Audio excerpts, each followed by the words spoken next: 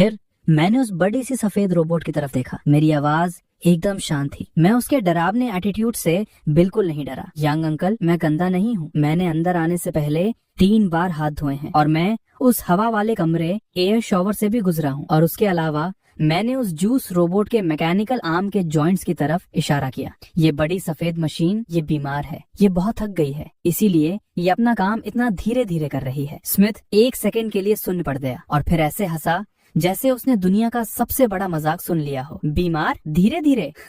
बच्चे, ये पूरी दुनिया के दिमाग और मेहनत का नतीजा है। ये तुझसे 1 लाख गुना ज्यादा होशियार है। मैंने उसकी हंसी और मजाक पर बिल्कुल ध्यान नहीं दिया और कसमसाते हुए ली ज़ेयान पापा की गोद से नीचे उतर आया। ली पापा, क्या मैं इसे पास से देख सकता हूँ? ली ज़ेयान पापा ने 1 सेकंड के लिए सोचा। उन्हें याद आया कि मैंने कैसे वॉशिंग मशीन ठीक की थी और टैंक को ठीक करने वाला वो जादू किया था। भले ही ये एक बहुत महंगी और नाजुक मेडिकल मशीन थी और इसका डिजाइन उन चीजों से बिल्कुल अलग था, पर क्या पता शायद मैं इसे ठीक कर दूं। ठीक है। ली ज़ेयान पापा ने मेरा हाथ पकड़ा और मुझे ऑपरेटिंग टेबल के पास ले गए। पर सिर्फ देखना, कुछ छेड़खानी मत करना। ध्यान रखना कहीं हाथ न फंस जाए। मैंने अपने छोटे छोटे कदमों से चलते हुए उस भारी भरकम मैकेनिकल आर्म के 2 चक्कर लगाए। यहाँ तक कि अपने पैरों के पंजों पर खड़े होकर मैंने अपना कान उस मैकेनिकल आर्म के हाइड्रोलिक पंप बॉक्स पर लगाकर ध्यान से सुना। इस वक्त मशीन स्टैंड बाय मोड में थी, पर उसके अंदर का हाइड्रोलिक ऑयल अभी भी घूम रहा था, जिससे एक बहुत हल्की वड़ वड़ की आवाज आ रही थी। किसी आम इंसान के कानों के लिए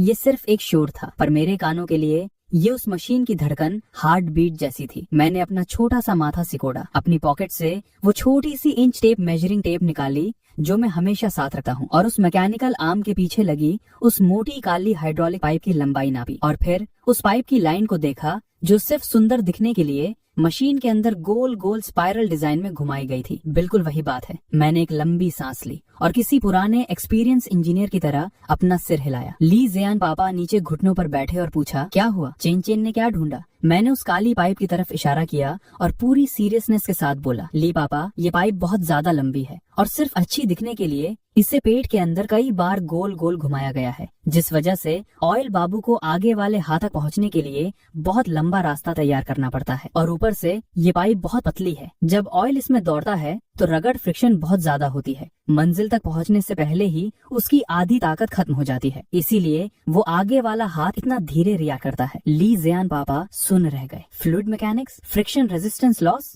भले ही मेरी बातें किसी बच्चे की कहानी जैसी थी, पर मेरा मेन लॉजिक एकदम साफ और सॉलिड था। हाइड्रोलिक पाइप का बहुत लंबा और बहुत ज्यादा घुमावदार होना प्रेशर आगे भेजते वक्त देरी की असली वजह था। डॉक्टर स्मिथ जोर जोर से हंसने लगा। वो इतना हंसा कि उसकी आंखों में आंसू आ गए। ये तो एकदम बकवास बात है। ली, तूने सुना ये क्या बोल रहा है? ये हमें फ्लूइड मैकेनिक्स सिखा रहा है। ये पाइप जर्मनी से मंगवाई गई टॉप क्वालिटी टेफ्लॉन पाइप है। ये गोल्ड डिजाइन इसलिए बनाया गया है ताकि मैकेनिकल आर्म के हिलते वक्त पाइप पर खिंचाव न पड़े। ये सबसे बेस्ट और क्लासिक डिजाइन है। इससे डिले कैसे हो सकता है? बच्चे, जाकर अपने खिलौनों से खेल। ये साइंस का मंदिर है, बड़े लोगों की जगह है। मैंने अपना सिर घुमाया और उस हंस कर पागल हो रहे स्मिथ की तरफ देखा। मेरे छोटे से चेहरे पर बिल्कुल गुस्सा नहीं था, बल्कि उस बेवकूफ इंसान के लिए सिर्फ दुख था। अंकल, आप बहुत जल्दी हंस रहे हो। मैंने अपनी पॉकेट से वो मल्टीपर्पज प्लायर पकड़ निकाली और बोला, अगर इस पाइप को काट कर आधी लंबाई का कर दिया जाए, उसे गोल गोल ना घुमाया जाए बल्कि सीधा कनेक्ट कर दिया जाए और उस कंट्रोल वाल्व का प्रेशर बस 5 पास्कल और बढ़ा दिया जाए, तो इसकी बीमारी एकदम ठीक हो जाएगी। उसी वक्त स्मिथ चीखा, तू इसे हाथ लगाकर तो देख। ये मशीन $7 करोड़,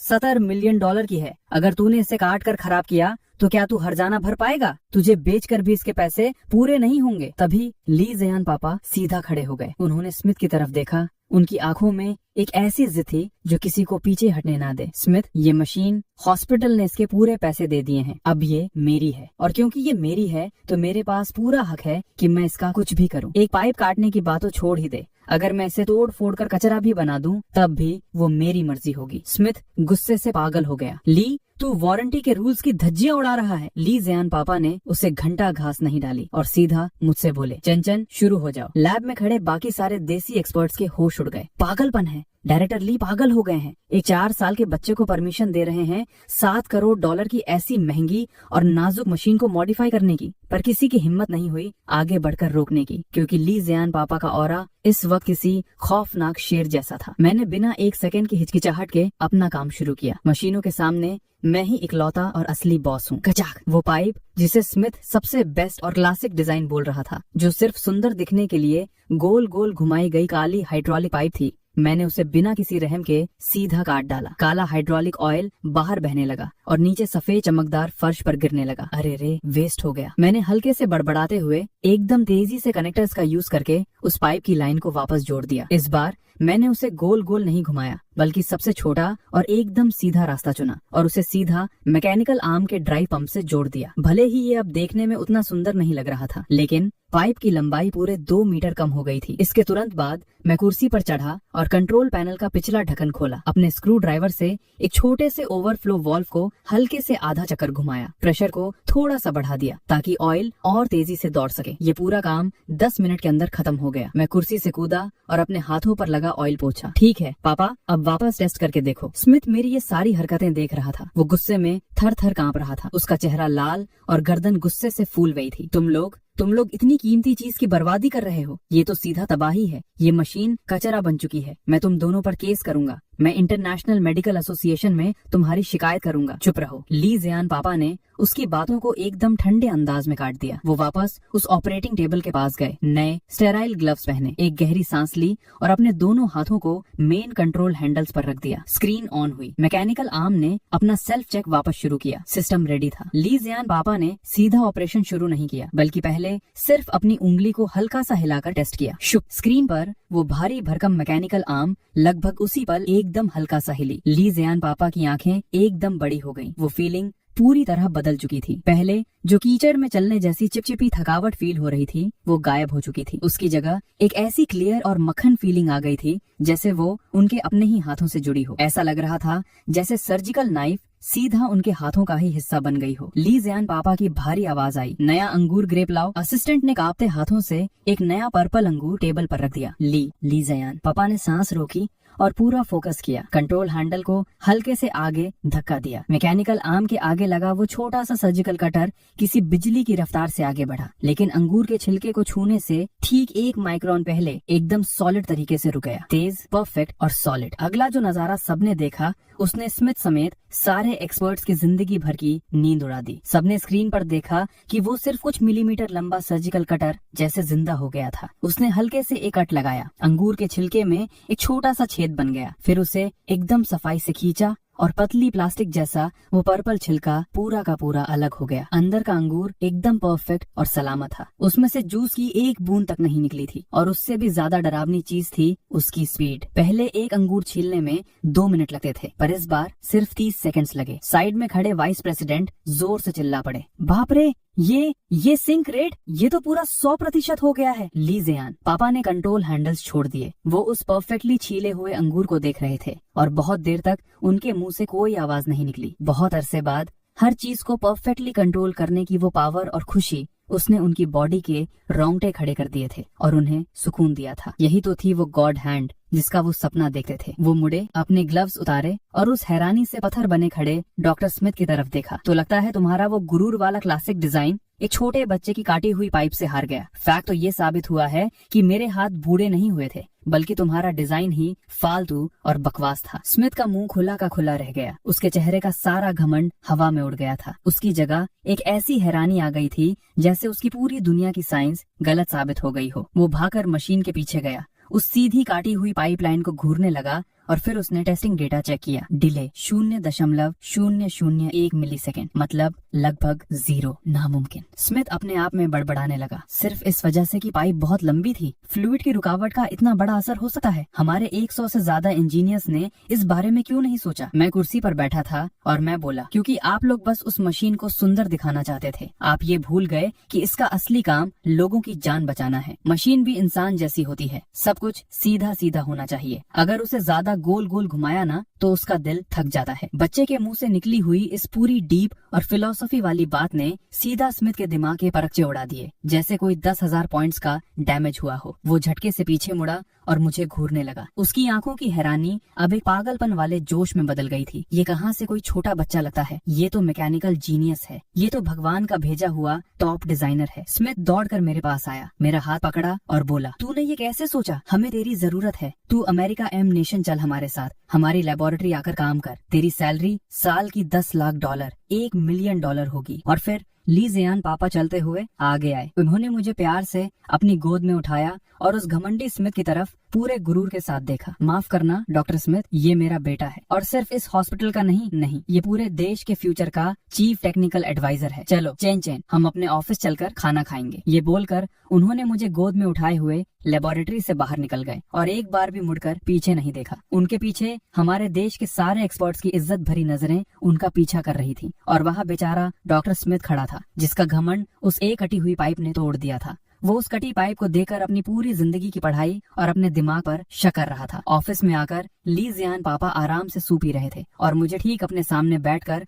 मजे से पोर्क रिब्स खाते हुए देख रहे थे। पहले उन्हें हमेशा लगता था कि डॉक्टर होना एक बहुत अकेलापन वाला काम है, रोज रोज जिंदगी और मौत के फैसले करना। उन ठंडे और बेजान सर्जिकल टूल्स के बीच सिर्फ उनका और उनकी ऑपरेशन नाइफ स्केल्पल का ही साथ होता था। लेकिन आज जब उन छोटे छोटे हाथों ने बिना एक सेकंड सोचे उस पाइप को काटा था, उन्हें अचानक से ये महसूस हुआ कि वो अब इस मैदान में अकेले लड़ने वाले योद्धा नहीं थे। ली जियान पापा ने अपनी चम्मच नीचे रखी। उन्होंने एक नर्म रुमाल निकाला और प्यार से मेरे होठों पर लगा हुआ ऑयल पोंछा। चैन मैंने अपना सिर उठाया। मेरे गाल खाने से पूरे फुले हुए थे। ली जियान पापा ने धीमी आवाज में बोला और उनकी आंखों में इतना प्यार था कि लग रहा था जैसे वो आंसू बनकर बह जाएगा। थैंक यू बेटा, आज तूने पापा के गोस्ट हैंड के नाम की इज्जत बचा ली और उस अनजान मरीज की भी, जिसकी जान तूने आज बचा ली। मैंने अपनी बड़ी बड़ी आंखें झपकाई और अपने मुंह का खाना निगला। पापा दुनिया के सबसे बेस्ट डॉक्टर हैं और सबसे बेस्ट डॉक्टर को सबसे बेस्ट और तमीज वाली मशीन मिलनी चाहिए। अगर वो मशीन ठीक से काम नहीं करेगी तो चेन उसे तब तक ठीक करेगा जब तक वो ठीक से बात न सुने। ली जियान पापा हंस पड़े। आगे से ली पापा के ऑपरेशन थिएटर में तू जब चाहे आ सकता है, चाहे तो उस बड़ी मशीन को खोलकर उसके पुर्जों से खिलौनों की तरह खेले, पापा सब संभाल लेंगे। मेरी आंखें चमक उठी। क्या मैं सच में उस रोबोट का हाथ खोल सकता हूँ? मैं सच में देखना चाहता हूँ कि उसके जॉइंट्स कैसे घूमते हैं। ली जियान पापा का हाथ इतना जोर से कांपा कि उनका सूप टेबल पर गिरते गिरते बचा। वो उसको तब देखेंगे जब वो रिटायर्ड हो जाएगी। ठीक है, अभी हमारे सामने सबसे जरूरी काम ये है कि हमें किसी तरह तेरे झांग अंकल की टांग लय को ठीक करने का रास्ता ढूंढना होगा ताकि वो परफेक्ट हो जाए। मैंने पूरे कॉन्फिडेंस से अपनी छाती पीटी। कोई प्रॉब्लम नहीं, मैंने उसकी ड्राइंग पहले ही बना ली है। हम झांग अंकल की व्हीलचेयर में एक जेट थ्रस्टर रॉकेट इंजन लगा देंगे, फिर वो चलेंगे नहीं, सीधा हवा से बातें करेंगे। 2 दिन बाद एक छुट्टी का दिन आया। कोई काम नहीं था, कोई सीक्रेट मिशन नहीं था। 5 गॉड्स आराम से मिलकर बैठे थे और हमारी मस्त फैमिली टाइम चल रही थी। गार्डन में ये चिंगजो पापा कुछ मजदूरों को डायरेक्शंस दे रहे थे। वो कचरे के डंप यार्ड से मिग 21 फाइटर जेट का आगे का हिस्सा नोज/कॉकपिट खरीद कर लाए थे और उसे गार्डन में रखवा रहे थे। ड्राइंग रूम में मैं आराम से कारपेट पर बैठा था। मेरे हाथों में एक सोल्डरिंग आयरन था और मैं जियांग रियुक्सियो का इलेक्ट्रॉनिक पेट ठीक कर रहा था। लीटिंग मेरे पास लेटा था और आराम से अपनी पूंछ हिला रहा था। सब कुछ एकदम परफेक्ट और शांत चल रहा था, लेकिन ये शांति बहुत जल्दी टूटने वाली थी। एक बहुत ही भारी और लगातार इंजन की घुर्राहट ने पूरे क्वार्टर की शांति को तोड़ दिया। ये कोई एक गाड़ी नहीं थी, ये एक पूरा काफिला कॉन्वॉय था। एकदम काले हरे रंग की मिलिट्री ऑफ रोड एसयूवीज की लाइन लगी थी, जिन पर A0000 एक जैसी VIP और पावर वाली नंबर प्लेट्स लगी हुई थी, जिन्हें देखकर किसी की भी रूह कांप जाए। वो काफिला बिल्डिंग नंबर 1 के गेट पर रुका नहीं। उन गाड़ियों ने आकर सीधा हमारा गेट ही ब्लॉक कर दिया। क्या चक्कर है? श्याओ युआन पापा जो चाय पी रहे थे, उनके माथे पर बल पड़ गए। उन्होंने अपनी चाय का कप नीचे रखा। साउथ ईस्ट जोन के कमांडर होने के नाते वो इस स्टाइल को बहुत अच्छे से जानते थे। ये एक टॉप इमरजेंसी मिलिट्री सिचुएशन की निशानी थी। क्या कोई दुश्मन का हमला हुआ है? इससे पहले कि वो उठ पाते, धाम, गार्डन का गेट किसी ने बहुत जोर से धक्का देकर खोला। पूरी तैयारी के साथ और लोडेड गन्स लिए हुए गार्ड, इंटरनल गार्ड्स अंदर आए और दोनों साइड लाइन बनाकर खड़े हो गए और उन्होंने सेफ्टी लाइन लगा दी। उसकी ठीक पीछे एक सफेद बालों वाले, पुरानी और धुली हुई मिलिट्री यूनिफॉर्म पहने एक बुजुर्ग अंदर आए, पर उनके कंधों कंधों पर 3 सुनहरी तारे 3 गोल्डन स्टार्स चमक रहे थे। वो एकदम तेजी से अपने औकात दिखाते हुए अंदर आए। उनके पीछे 8-10 टेक्निकल मिलिट्री ऑफिसर्स थे जिन्होंने मोटे मोटे चश्मे पहने थे और हाथ में ब्रीफकेस पकड़ा था। उन सब के चेहरे पर एक अजीब सा पागलपन और जोश था, जैसे वो किसी भगवान की पूजा करने जा रहे हों। उस बुजुर्ग को देखते ही श्याओ युआन, ली हु और शैन यानजो पापा तीनों गोली की तरह अपनी जगह से उछले और एकदम स्ट्रेट सैल्यूट मारा। डायरेक्टर ली! आने वाले ये शख्स देश के जनरल आर्मेंट डिपार्टमेंट के सबसे टॉप बॉस थे। देश के सारे वेपन्स की रिसर्च, डेवलपमेंट और बजट की पूरी ताकत इन्हीं के हाथों में थी। ली युनलोंग एक ऐसा पागल साइंटिस्ट जो देश की डिफेंस टेक्नोलॉजी के लिए अपनी जान तक कुर्बान कर सकता था। डायरेक्टर ली ने उनके सैल्यूट को घंटा इज्जत नहीं दी। उनकी बात जैसी तेज नजरों ने पूरे गार्डन का राउंड लगाया और फिर किसी शेर की तरह गरज कर बोले, बकवास बंद करो सब। कहाँ है वो टॉप लेवल का टेक्निकल मास्टर जिसने उस स्नाइपर राइफल को मॉडिफाई किया, जिसने उस 001 टैंक को ठीक किया और जिसने उस बड़े से बगिंग डिवाइस लिसनिंग बग को एक बटन नूक में बदल दिया? कहाँ छुपा रखा है उस जीनियस को? श्याओ युआन पापा का दिल एकदम धक से रह गया, भंडा फूट गया।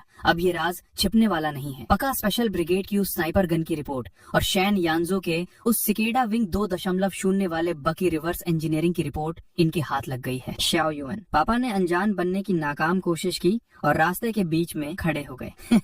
ओल्ड बॉस, कौन सा मास्टर? मेरी इस बिल्डिंग नंबर 1 में तो सब अनपढ़ गवार भरे पड़े हैं। सिर्फ कुछ रिटायर्ड फौजी हैं और कुछ नल्ले लोग हैं। डायरेक्टर ली ने गुस्से में अपने ब्रीफकेस से एक मोटी सी फाइल निकाली और सीधा श्याओ युआन पापा के मुंह पर मारी। चुप! तुम मुझे पागल समझते हो? ये देखो, ये लेहू की गन की मॉडिफिकेशन ड्राइंग है। ये 001 टैंक का टेक्निकल एनालिसिस रिपोर्ट है और ये शैन यानजो के उस सिकेडा विंग 2.0 की रिवर्स इंजीनियरिंग की ब्लूप्रिंट है। उन बुढ़े बॉस के हाथ गुस्से और जोश से कांप रहे थे। ये सारी टेक्नोलॉजीज, क्या इनमें से कोई एक भी ऐसी चीज है जिसमें पूर्व वेस्ट के देशों ने हमारा गला नहीं घोट रखा था? लेकिन एक ही रात में सब कुछ सॉल्व हो गया और इतने परफेक्ट और आउट ऑफ द बॉक्स तरीके से सॉल्व किया गया कि किसी की औकात नहीं सोचने की। डायरेक्टर ली सीधा श्याओ युआन पापा के पास आए और उनकी कॉलर पकड़ ली। गुस्से में उनके मुंह से थूक तक निकल रहा था। और तू बोल रहा है कि ये किसी गवार ने किया है? चुपचाप उस छुपे हुए गॉड लेवल मास्टर को बाहर बुलाओ। मैं उसे खुद सम्मान से आर्मामेंट डिपार्टमेंट का चीफ एडवाइजर बनाने के लिए लेने आया हूँ। देश को उसकी जरूरत है, पूरी फौज को उसकी जरूरत है। उनके पीछे खड़े उन टेक ऑफिसर्स ने भी हाँ में हाँ मिलाई। हाँ कमांडर श्याओ, ऐसी टेक्निकल तूफानी चीज को हम इस क्वार्टर में छुपा कर नहीं रख सकते। ये हमारे देश का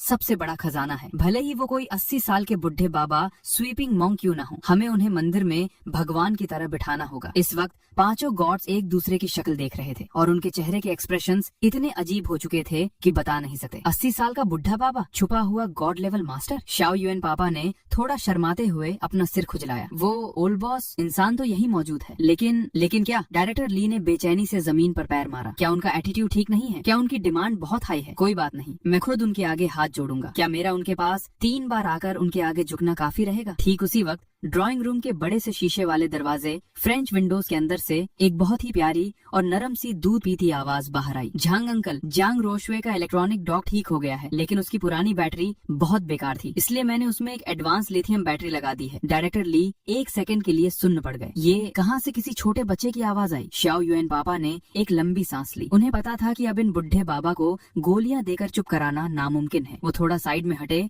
और ड्राइंग रूम की तरफ इशारा किया। उस शीशे वाले दरवाजे के ठीक उस तरफ मैं मस्त कारपेट पर बैठा हुआ था, एक हाथ में अपना सोल्डरिंग आयरन पकड़े और मुंह में एक बड़ा सा लॉलीपॉप चबाते हुए अपने ही ध्यान में मस्त था। श्याओ युआन पापा ने थोड़ी फंसी हुई आवाज में कहा, बॉस, आप जिस गॉड लेवल मास्टर को यहाँ इतनी बेचैनी से ढूंढ रहे हैं ना, वो उस रूम में बैठकर अभी एक रोबोटिक कुत्ते की बैटरी चेंज कर रहा है। डायरेक्टर ली का मुंह हैरानी से फर गया। उनके पीछे खड़े सारे टेक्निकल ऑफिसर्स को तो जैसे लकवा मार गया हो। यहाँ तक कि गेट पर खड़े सिक्योरिटी गार्ड्स भी अपनी स्ट्रिक्ट ड्यूटी भूल गए। सब लोग किसी पत्थर के स्टैचू की तरह अजीब तरीके से अपना सिर घुमाकर अंदर देखने लगे। वहाँ सिर्फ एक 4 साल का एकदम छोटा सा बच्चा एक छोटी सी ओवरऑल पैंट्स पहने बैठा था। डायरेक्टर ली को लगा जैसे अभी उनका बीपी फट जाएगा। तू ये क्या घटिया मजाक कर रहा है? श्याओ युआन, ये देश की सबसे बड़ी पावर का मामला है और तू इसका जवाब एक दूध पीते बच्चे को दिखा कर दे रहा है। ये चिंगजो, पापा ने ठंडे दिमाग से साइड से बोला, मजाक है या सच ये तो आप खुद अभी टेस्ट करके देख लो ना। वैसे भी क्या आप लोग आज अपने साथ कोई बड़ा प्रॉब्लम लेकर आए हो? दे दो उसको, खुद ठीक करके बता देगा।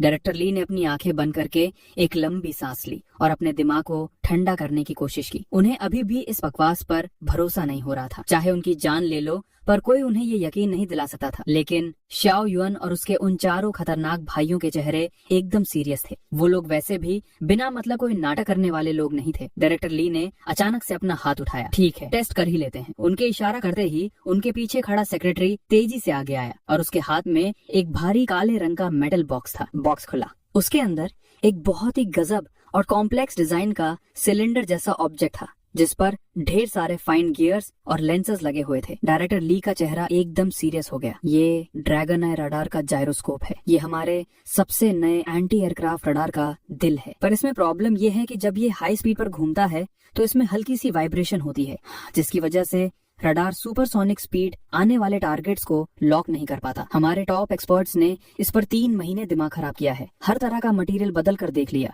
दसियों बार नया डायनामिक बैलेंस सेट करके देख लिया, पर प्रॉब्लम वही की वही है। डायरेक्टर ली ने मुझे देखा, जो अभी भी इलेक्ट्रॉनिक डॉ के साथ मस्त खेल रहा था। उन्होंने नफरत वाली हल्की सी सांस निकाली। अगर ये वाकई में वो सुपर जीनियस है ना, तो इसे बताने दो कि इस महंगी मशीन में आखिर गलती कहाँ है। शाओ युआन और बाकी पांचों पापा लोगों ने उन्हें बिल्कुल नहीं रोका। वो लोग खुद भी ये देखना चाहते थे कि उनके इस कमाल के बेटे की दिमागी पावर की आखिर लिमिट कहाँ तक जाती है। शाओ युआन पापा ने दरवाजा खोला और धीरे से आवाज दी, चेन चेन, एक बुढ़े दादाजी तुम्हारे लिए एक नया टॉय लेकर आए हैं, आकर देखोगे क्या? नया टॉय? ये 3 वर्ड सुनते ही मैंने अपने हाथ में पकड़ा वो रोबोटिक कुत्ता वहीं छोड़ दिया और टप टप करके जल्दी से उस टेबल तक भाकर आ गया। जब मेरी नजर उस चमचमाते और खूबसूरत जायरोस्कोप पर पड़ी, मेरी आंखें किसी बल्ब की तरह जल उठी। वाह, कितना सुंदर घूमने वाला बॉल है। मैंने अपने छोटे से हाथ आगे बढ़ाए, मैं उसे छूना चाहता था। उसी वक्त वहाँ खड़े टेक्निकल ऑफिसर ने डर कर मुझे रोकना चाहा। रुको, हाथ मत लगाना, ये लाखों रुपए की प्रिसीजन मशीन है, अगर खराब हो गई तो क्या होगा? डायरेक्टर ली ने गुस्से से उसे रोका। छूने दो उसे। मैंने अपने छोटे से हाथ उस रुकी हुई जायरोस्कोप की आउटर बॉडी पर रख दिए और फिर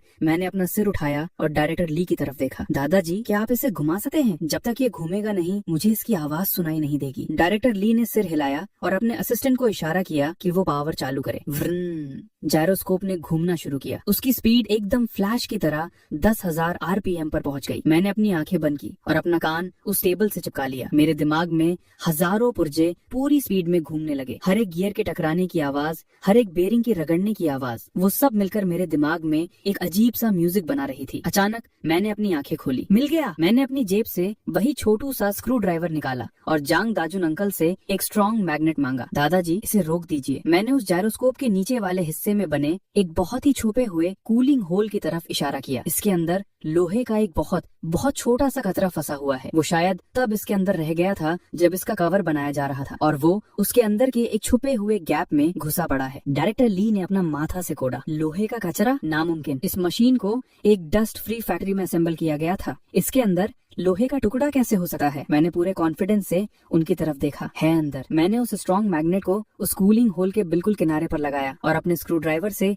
जायरोस्कोप की आउटर बॉडी पर हल्के से टच किया। टिंग! एक बहुत ही पतली शीशे के टूटने जैसी हल्की सी आवाज आई। मैंने बहुत ही ध्यान से उस मैग्नेट को वहाँ से हटाया। उस मैग्नेट के ठीक बीचों बीच एक ऐसी मेटल की जलेबी जैसी पतली सी तार अटकी हुई थी, जो किसी इंसान के बाल से भी आधी मोटाई की थी और सिर्फ आधा मिलीमीटर लंबी थी। यही था वो कचरा। पूरे कमरे में मौत जैसा सन्नाटा छा गया। डायरेक्टर ली के साथ आए उन टेक ऑफिसर्स के हाथ कांपने लगे। उन्होंने एक मैग्नीफाइंग ग्लास निकाला, उस ना दिखने वाले मेटल के कचरे को ध्यान से देखा और फिर पहले आई हुई उस वाइब्रेशन की रिपोर्ट से मैच किया। डायरेक्टर सर, साइंस की कैलकुलेशन के हिसाब से जब ये मशीन इतनी हाई स्पीड पर घूमती है तो इस छोटे से कचरे के सेंट्रीफ्यूगल फोर्स की वजह से जो वेट बैलेंस खराब होता है वो ठीक हमारी वाइब्रेशन वाली रीडिंग से 100% मैच करता है। डायरेक्टर ली जोर से चिल्लाए, इसे एक बार फिर टेस्ट करो। कचरा निकालने के बाद जायरोस्कोप ने एक बार फिर से घूमना शुरू किया। 10,000 RPM, 20,000 RPM, 30,000 RPM। मॉनिटर की स्क्रीन पर वो जो लाइन पहले ऊपर नीचे अर्थक्वेक की तरह नाच रही थी, अब वो एकदम सीधी स्ट्रेट लाइन बन चुकी थी, बिल्कुल किसी पहाड़ जैसी स्टेबल। एक बुढ़ा एक्सपर्ट खुशी के मारे जमीन पर गिरने वाला हो गया। Oh my God, जिस प्रॉब्लम ने हमारा 3 महीने से खून पी रखा था, जिसकी वजह से पूरा प्रोजेक्ट रुका हुआ था, वो सिर्फ इस कचरे के दाने की वजह से था। और सबसे बड़ी बात, उसको इस 4 साल के बच्चे ने सिर्फ अपने कानों से सुनकर पकड़ लिया। डायरेक्टर ली ने उस कचरे को देखा और फिर उस मासूम बच्चे को, जो अब वापस उस रोबोटिक कुत्ते के साथ खेलने वाला था। उनकी आंखें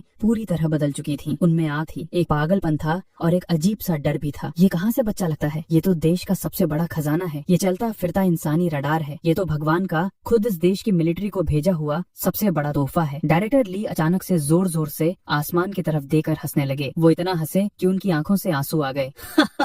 कमाल है, बहुत बढ़िया। वो मेरी तरफ ऐसे भागे जैसे कोई डाकू खजाना लूटने जाता है। मेरे बच्चे, दादाजी के साथ चल। डायरेक्टर ली मेरे आगे घुटनों पर बैठ गए। उनका चेहरा खुशी से फूल गया था। हम आर्मामेंट डिपार्टमेंट चलेंगे दादाजी, वहाँ तेरे लिए दुनिया की सबसे बड़ी लैब बनवाएंगे। तुझे जो चाहिए वो मिलेगा। अगर तू मिसाइल भी खोलकर तोड़ना चाहेगा तो हम दे देंगे। हम मिलकर नए फाइटर प्लेन्स और बड़े शिप्स बनाएंगे। ओए सुनो सब, इस बच्चे का लग्जस पैक करो, हमें अभी यहाँ से निकलना है। सीधा टॉप सीक्रेट मिलिट्री बेस चलेंगे। लेकिन जैसे ही उनके हाथ मुझे छूने वाले थे, 5 लंबे और तगड़े आदमी किसी तूफान की तरह मेरे और उनके बीच आकर खड़े हो गए। उन पांचों ने मिलकर एक लोहे की ऐसी दीवार बना ली जिसे तोड़ना नामुमकिन था। शाओ युआन पापा का चेहरा किसी पत्थर जैसा कठोर। वो सबसे आगे खड़े थे। बॉस, ऐसा नहीं हो सकता।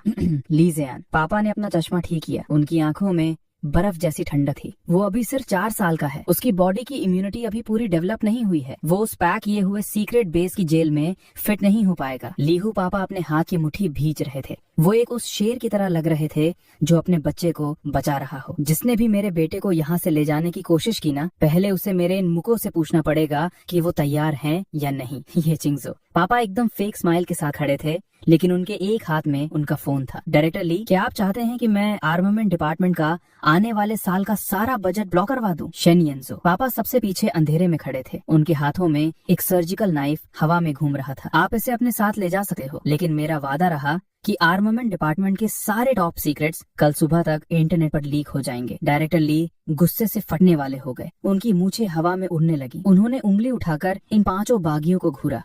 तुम सब गद्दारी कर रहे हो। ये मैं देश के लिए कर रहा हूँ। इसका ये दिमाग पूरे देश की प्रॉपर्टी है। अगर तुम इस दिमाग को यहाँ गांव में कचरे से खेलने दोगे तो ये सबसे बड़ा गुनाह होगा। ये साफ बर्बादी है। शाओ युआन पापा 1 इंच भी पीछे नहीं हटे। उनकी आवाज में एक अलग ही पावर और फौलादी जोर था। देश का होने से पहले वो खुद अपनी जिंदगी का मालिक है। वो अभी सिर्फ एक बच्चा है। उसे एक बचपन चाहिए, उसे अपने साथ खेलने वाले दोस्त चाहिए और उसे उसके बाप का प्यार चाहिए। मेरे बड़े भाई ने इस देश के लिए अपना सब कुछ कुर्बान कर दिया था, यहाँ तक कि अपनी जान भी दे दी। क्या अब आप चाहते हैं कि उस शहीद का बेटा भी जिंदगी भर एक लैब की जेल में बंद कर एक मशीन की तरह काम करे? जैसे ही ये टिंग का नाम आया, डायरेक्टर ली का गुस्सा एकदम से आधा हो गया। उन्हें सच में याद था, वो उनका सबसे बेस्ट और फेवरेट जवान था और उसकी मौत उनके दिल का सबसे बड़ा दर्द थी। पर इसका ये जीनियस दिमाग। डायरेक्टर ली की नजरें उन 5 ढाल बनकर खड़े मर्दों के बीच से मुझे देख रही थी। उनकी आंखों में दुख भी था और मजबूरी भी। इस बच्चे के दिमाग के अंदर जो खजाना भरा है ना, वो हमारे देश के डिफेंस टेक को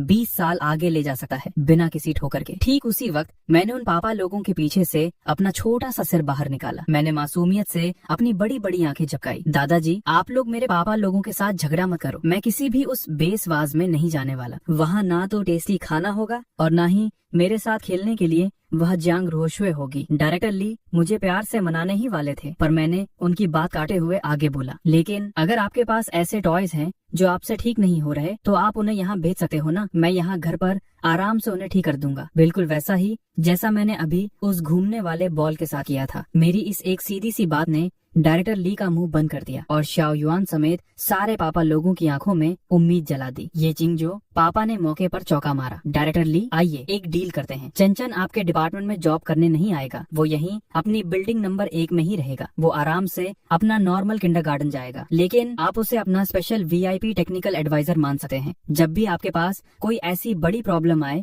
जो देश का कोई इंजीनियर सॉल्व ना कर सके, आप वो मशीन यहाँ भेजें या उसकी ड्राइंग्स यहाँ भेज दें। चंचन उसे आराम से सॉल्व कर देगा और इसके बदले में गवर्नमेंट को चंचन के लिए सबसे टॉप लेवल आखिरी ग्रेड की सिक्योरिटी देनी होगी और उसे कुछ स्पेशल VIP पावर्स देनी होंगी। डायरेक्टर ली बहुत देर तक चुपचाप सोचते रहे। उन्होंने इन 5 शेरों को देखा जिन्होंने अपनी जान पर खेलकर मुझे बचाया था और फिर मेरी तरफ देखा। वो जानते थे कि जबरदस्ती मुझे वहाँ ले जाना नामुमकिन था और शाओ युआन पापा की वो बात भी सच थी कि बच्चे को वक्त से पहले पकाकर कोई फायदा नहीं होगा। डायरेक्टर ली ने हार मानते हुए अपने दांत पीसे। ठीक है, मैं तुम्हारी ये बात मानता हूँ, लेकिन मेरी भी एक शर्त है। उसके बाद डायरेक्टर ली ने अपने ब्रीफ केस से एक लाल रंग का कार्ड निकाला। वहीं खड़े खड़े उन्होंने अपनी फाउंटेन पेन निकाली और शिर शिर करके उस पर कुछ लाइंस लिखी। फिर पूरी इज्जत और पावर के साथ उस पर देश का सबसे बड़ा और पावरफुल स्टैम्प ठपा सील मार दिया। डायरेक्टर ली नीचे घुटनों पर बैठे और अपने दोनों हाथों से वो कार्ड मुझे पकड़ाया। उनका चेहरा एकदम सीरियस और इज्जत से भरा था। छोटे कॉमरेड, ये चेन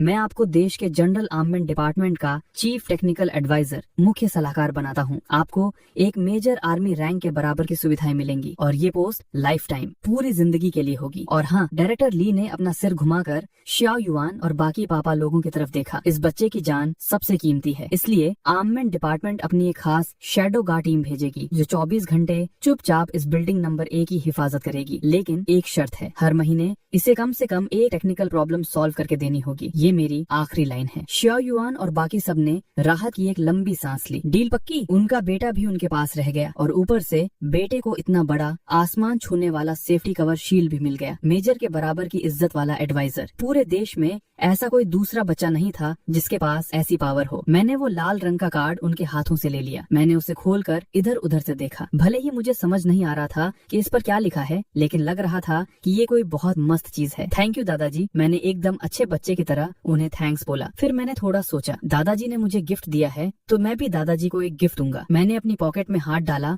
और कुछ बाहर निकाला। वो बेकार फेंकी हुई पतली तारों वायर से बना हुआ एक छोटा सा पिंजरा था जिसके अंदर एक मैकेनिकल झींगुर क्रिकेट/इंसेक्ट बंद था। जैसे ही मैंने उसका स्विच दबाया, वो झींगुर अपने पंख फड़फड़ाने लगा और बिल्कुल असली कीड़े जैसी एकदम मीठी चिर्प चिर्प की आवाज निकालने लगा। ये मैंने कल बोर होकर ऐसे ही बना लिया था, ये दादाजी के लिए। इसकी आवाज बहुत अच्छी है, इसे सुनकर आपको रात को अच्छी नींद आएगी। डायरेक्टर ली ने उस चमत्कारी मैकेनिकल झींगुर को ऐसे पकड़ा जैसे उन्हें कोहिनूर हीरा मिल गया हो। वाह, क्या सफाई से बनाया है। इसका स्ट्रक्चर देखो, ये तो सच में एक आर्ट पीस है। वो बुढ़े जनरल किसी बच्चे की तरह खुशी से हंसने लगे और बहुत ही ध्यान से उस झींगुर को अपनी शर्ट की फ्रंट पॉकेट में रख लिया, बिल्कुल दिल के पास। बहुत खूब, बहुत खूब। दादाजी को ये बहुत पसंद आया। उनकी गाड़ियों का काफिला वहाँ से निकल गया। गाड़ी में बैठे हुए डायरेक्टर ली उस मैकेनिकल झींगुर से खेल रहे थे। उन्होंने अपने साथ बैठे सेक्रेटरी से एक लंबी सांस लेकर बोला, तुमने उस छोटे बच्चे को देखा? उसकी आंखों में एक रोशनी थी, उसके दिमाग में सब कुछ क्लियर था और उसके हाथों में जादू था। जब हमारे देश के पास ऐसा जीनियस बच्चा है तो हमें अपनी डिफेंस फौज की चिंता क्यों करनी चाहिए और हम गोरे देशों फॉरेनर से क्यों डरें? मेरा ऑर्डर पास करो। ये चेन की फाइल पर SSS लेवल टॉप सीक्रेट का ठप्पा लगा दो। आज जो यहाँ हुआ,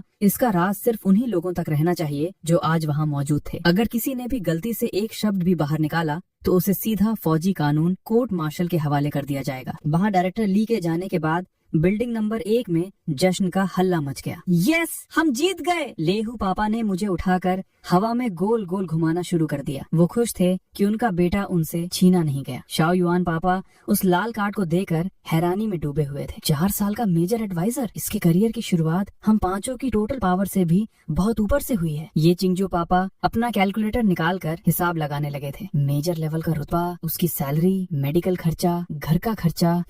भले ही ज्यादा नहीं है पर ये जिंदगी भर की पक्की नौकरी है। हम तो फायदे में रहे, पर मुझे इन सब से क्या लेना देना था। मैंने वो लाल कार्ड वही टेबल पर फेंक दिया और वापस अपना सोल्डरिंग आयरन उठाकर उस इलेक्ट्रॉनिक डॉ को ठीक करने बैठ गया। मेरे लिए एडवाइजर हो या मेजर, वो उस रोबोटिक डॉ को भगाने से ज्यादा मजेदार थोड़ी था। तभी मुझे अचानक कुछ याद आया। अरे हाँ, ली दादाजी ने कहा था ना कि मैं उनसे कोई भी मटेरियल सामान मांग सकता हूँ। क्या मैं उनसे एक असली का रॉकेट इंजन मांग सकता हूँ? मैं उसे अपने किक स्कूटर पर फिट करना चाहता हूँ। पांचों पापा लोगों की आंखें फटी की फटी रह गई। वो, बेटा, हमें लगता है हमें थोड़ी छोटी चीजों से शुरुआत करनी चाहिए, जैसे कि लेई पापा की जीप का नया इंजन बनाना। संडे की दोपहर आ गई। धूप आराम से घास पर फैली हुई थी। हवा में मिर्ची पाउडर और भुने हुए मटन की मस्त खुशबू तैर रही थी। आज बिल्डिंग नंबर 1 में हमारी प्यारी फैमिली का बारबेक्यू पार्टी चल रहा था, पर आज गार्डन में उस BBQ ग्रिल के अलावा एक अजीब सा बड़ा मॉन्स्टर भी खड़ा था। मैं अपने ऑयल से गंदे ओवरऑल्स पहने, आंखों पर सेफ्टी गॉगल्स, चश्मा लगाए, अपने हाथों में एक रिमोट कंट्रोल पकड़े हुए था और फुल जोश में चिल्ला रहा था, जांग अंकल, टाइट पकड़ कर बैठना। मेरे ठीक सामने एक ऐसी व्हील चेयर थी जिसे मैंने मॉडिफाई किया था। मैंने उस व्हील चेयर के नॉर्मल पहिए निकालकर उसमें 4 मोटे मोटे ऑफ रोड टायर्स फिट कर दिए थे। उसकी हाइट बढ़ा दी थी और ठीक पीछे मैंने 2 रॉकेट जैसी दिखने वाली जेट एग्जॉस्ट लगाई थी। व्हील चेयर की नॉर्मल सीट को निकालकर मैंने वहाँ एक रेसिंग कार की बकेट सीट फिट कर दी थी और सेफ्टी के लिए 4 पॉइंट सीट बेल्ट और एक रोल केज लोहे का फ्रेम भी लगा दिया था। जांग दाजुन अंकल उस पर बैठे हुए थे। उनके हाथों ने उस फाइटर जेट जैसे दिखने वाले स्टीयरिंग हैंडल को बहुत जोर से जकड़ रखा था। उनका चेहरा डर के मारे बर्फ जैसा सफेद पड़ चुका था और उनके माथे से ठंडे पसीने की बूंदें टपक रही थी। चंचन बेटा, अंकल की टांग लेग अब बहुत ठीक हो चुकी है, क्या हम इसे छोड़ नहीं सकते? ऐसे कैसे छोड़ दें? मैंने पूरी सीरियसनेस के साथ अपना सिर हिलाया। नहीं अंकल, ली पापा ने बताया था कि आपकी टांग जुड़ तो गई है, पर आप ज्यादा दूर चल नहीं सकते वरना आप थक जाओगे। इसीलिए तो मैंने स्पेशल आपके लिए ये हॉट व्हील्स नंबर 1 बनाया है। अब इसके बाद जब आप मार्केट में सब्जी लेने जाओगे ना, तो कोई भी आपसे आगे नहीं निकल पाएगा। पांचों पापा लोग साइड में खड़े ये नाटक देख रहे थे। उनके हाथों में रोस्टेड मीट कबाब के स्केवर्स थे। उन्हें तो बस तमाशा देखने में मजा आ रहा था। लेहू पापा ने मटन का एक बड़ा लुकमा बाइट खाया और जोर से हंसकर बोले, अरे लाओ जान, डरने की क्या बात है, ये मेरे बेटे का तेरे लिए इतना प्यार है, दबा दे एक्सीलरेटर। शाओ युआन पापा ने भी जोश बढ़ाया। सही बात है, ये सीधा आर्मामेंट डिपार्टमेंट के चीफ एडवाइजर के हाथों की बनाई हुई मशीन है। इसके आगे तो मेरी कमांडर वाली गाड़ी भी फेल है। मैंने खुशी खुशी उस रिमोट का लाल बटन दबा दिया। Ready, launch. Vroom. 2 high power Motors ने एक साथ झटके में किसी शेर जैसी गरज निकाली और ठीक उसके बाद उसके पीछे लगे एग्जॉस्ट फैन से हवा का एक बहुत जोर का झटका निकला। जांग दाजुन अंकल को लगा जैसे किसी ने उन्हें जोर से धक्का देकर सीट से चिपका दिया हो। अरे अरे बाप रे, थोड़ा धीरे। सूश। वो व्हील चेयर किसी पागल गधे की तरह आगे की तरफ भागी। भले ही जांग दाजुन अंकल ने टाइम पर ब्रेक मारने की कोशिश की, लेकिन मैं जानता था कि इसका टॉर्क, घूमने की पावर बहुत खतरनाक था। व्हील चेयर ने घास के मैदान पर ड्रिफ्ट मारा और एक कट लेकर वो सीधा उस स्लोप रैंप पर चढ़ गई जो हमने व्हील चेयर के आने जाने के लिए बनवाया था। दीवार के ऊपर से झांक रही जांग रोशुए जोर से चिल्लाई, उड़ गया, वो सच में हवा में उड़ गया। व्हील चेयर हवा में ठीक ठाक ऊपर उछल गई। उसने हवा में एक परफेक्ट जंप ली और फिर एकदम सॉलिड तरीके से वापस जमीन पर लैंड कर गई। मेरा बनाया हुआ सस्पेंशन सिस्टम एकदम परफेक्ट निकला। उसने लैंड करने का पूरा झटका सह लिया। वाह, मैं खुशी से तालियां बजाने लगा। सक्सेस। सस्पेंशन एकदम परफेक्ट है और इंजन का पावर भी स्मूथ चल रहा है। जांग दाजुन अंकल की तो जान ही निकल चुकी थी। उन्होंने कांपते हाथों से व्हील चेयर रोकी और अपने जोर से धड़कते हुए दिल पर हाथ रखा। भले ही ये सच में बहुत डरावना था, लेकिन मजा बहुत आया कसम से। वो स्पीड और हवा को चीरने वाली फीलिंग, उन्हें ऐसा लगा जैसे वो वापस अपने उन पुराने दिनों में लौट गए हों जब वो बॉर्डर पर असॉल्ट गाड़ियां जीप्स चलाते थे। मैं दौड़कर उनके पास गया। उम्मीद से भरी आंखों से उन्हें देखकर पूछा, कैसा लगा जांग अंकल? जांग दाजुन अंकल ने मेरी इन चमकती हुई आंखों को देखा, अपना पसीना पोंछा और फिर मुझे थम्स अप अंगूठा दिखाया। बढ़िया, बहुत बढ़िया। अंकल को ये सच में बहुत पसंद आया। ये तो सच में व्हील चेयर वालों की फेरारी बन गई है। पूरे गार्डन में एकदम से खुशी और जोर जोर से हंसने की आवाजें गूंज उठी। यही तो था हमारा घर। शोर शराबा, ठीक ठाक पागलपन, पर बहुत सारी मस्ती और खुशी। लेकिन इस खुशी भरी रात के बाद जब अंधेरा गहरा हो चुका था, सब अपने अपने कमरों में सोने जा चुके थे, लेकिन एक शख्स था जिसे नींद नहीं आ रही थी। शेन यानझो। वो अपने बेड पर नहीं गए, बल्कि वो सीधा अंडरग्राउंड लेबोरेटरी की तरफ चले गए। ये वही टॉप क्लास लेबोरेटरी थी जो उन्होंने खास मेरे लिए डिजाइन करवाई थी और ये बिल्डिंग नंबर 1 का उनका अपना छुपा हुआ टेम्परेरी इंटेलिजेंस कमांड सेंटर भी था। शेन यानझो पापा उस बड़ी सी मॉनिटर स्क्रीन के सामने बैठे थे। उन्होंने नशे को ठंडा करने के लिए अपने आप को एक ग्लास ठंडा पानी डालकर दिया। उनकी आंखों की वो प्यार भरी और नरम चमक जो थोड़ी देर पहले थी, अब वो एकदम शांत, ठंडी और एक मारना वाले भूत, घोस्ट जैसी बन चुकी थी। टेबल पर रखे हुए उस लाल रंग के टॉप सीक्रेट टेलीफोन की लाइट अचानक एकदम चमकीली लाल रोशनी के साथ जलने लगी। ये सबसे हाई लेवल के इमरजेंसी इंटेलिजेंस अलार्म की आवाज थी। ये सिर्फ तभी बजता था जब बात सीधा देश की सिक्योरिटी पर आए या जब कोई सबसे बड़ा टॉप सीक्रेट मिशन डेंजर में हो। शेन यानझो पापा के माथे पर अचानक बल पड़ गए। उन्होंने तेजी से अपना हेडसेट पहना और लाइन कनेक्ट की। मैं घोस्ट बोल रहा हूँ, बताओ क्या बात है? फोन के उस तरफ से एक वॉइस चेंजर से बदली हुई आवाज आई। वो आवाज बहुत घबराई हुई थी। डायरेक्टर सर, हमारे स्काईनेट सिस्टम ने अभी एक बहुत अजीब सा सिग्नल पकड़ा है। ये सिग्नल गोल्डन ट्रायंगल ड्रग्स का एरिया से आ रहा है। इस सिग्नल का पासवर्ड एन्क्रिप्शन बहुत पुराने स्टाइल का है। ये करीब 20 साल पुराना फ्रीक्वेंसी हॉपिंग कोड है। लेकिन उस एजेंट की आवाज थोड़ी कांपी। लेकिन सर, जब हमने इसे डिकोड किया, खोलो, हमें पता चला कि ये फैंक्स स्क्वाड लियोया का 20 साल पुराना इंटरनल SOS बचाव कोड है और उस कोड के ठीक आखिरी में जिसने साइन किया है वो नाम है ड्रैगन हेड। शेन यानझो पापा के हाथ में पकड़ा हुआ वो कांच का ग्लास उनके हाथ की ताकत से ठीक वहीं टूटकर चूर चूर हो गया। कांच के टुकड़े उनके हाथ में घुस गए और वहां से खून टपकने लगा, लेकिन उन्हें इस दर्द का कोई एहसास ही नहीं हो रहा था। ड्रैगन हेड, ये उनके असली पापा ये तिंग का कोड नेम था। वो मेरे असली पापा थे। वो इन 5 शेरों के सबसे बड़े भाई थे। शेन यानजो पापा की आवाज डर के मारे ऐसी भारी और फंसी हुई लग रही थी कि सुनकर डर लग जाए। उनका एक एक शब्द जैसे उनके दांतों के बीच से रगड़ कर निकल रहा था। तुम्हें पक्का यकीन है? एजेंट ने ठीक से रिपोर्ट दी। 100% श्योर सर, हमने इस कोड का 3 बार वेरिफिकेशन किया है। ये 100% सेम है। और एक और बात सर, सिर्फ उस SOS कोड के अलावा वहाँ एक मैसेज भी जुड़ा हुआ मिला है। उस मैसेज में लिखा है कि सब कुछ उस मेडल बैच के अंदर है। शेन यानजो पापा के दिमाग में जैसे कोई बॉम्ब फट गया और सब कुछ ब्लैंक हो गया। ये मैसेज किसने भेजा होगा? क्या ये टिंग मेरे पापा? क्या इसका मतलब ये है कि बड़े भाई अभी जिंदा हैं? अगर बड़े भाई मरे नहीं हैं तो इतने सालों से वो कहाँ छुपे थे? वो वापस क्यों नहीं आए? और वो मेडल? उन्हें अचानक दिमाग में एक जोर का झटका लगा। उन्हें याद आया कि जब वो उस सू फैमिली विलेज से पापा का वो आखिरी बॉक्स लेकर आए थे, उस बॉक्स के अंदर सच में एक first class merit medal Paramvir Chakra जैसा रखा था। वही मेडल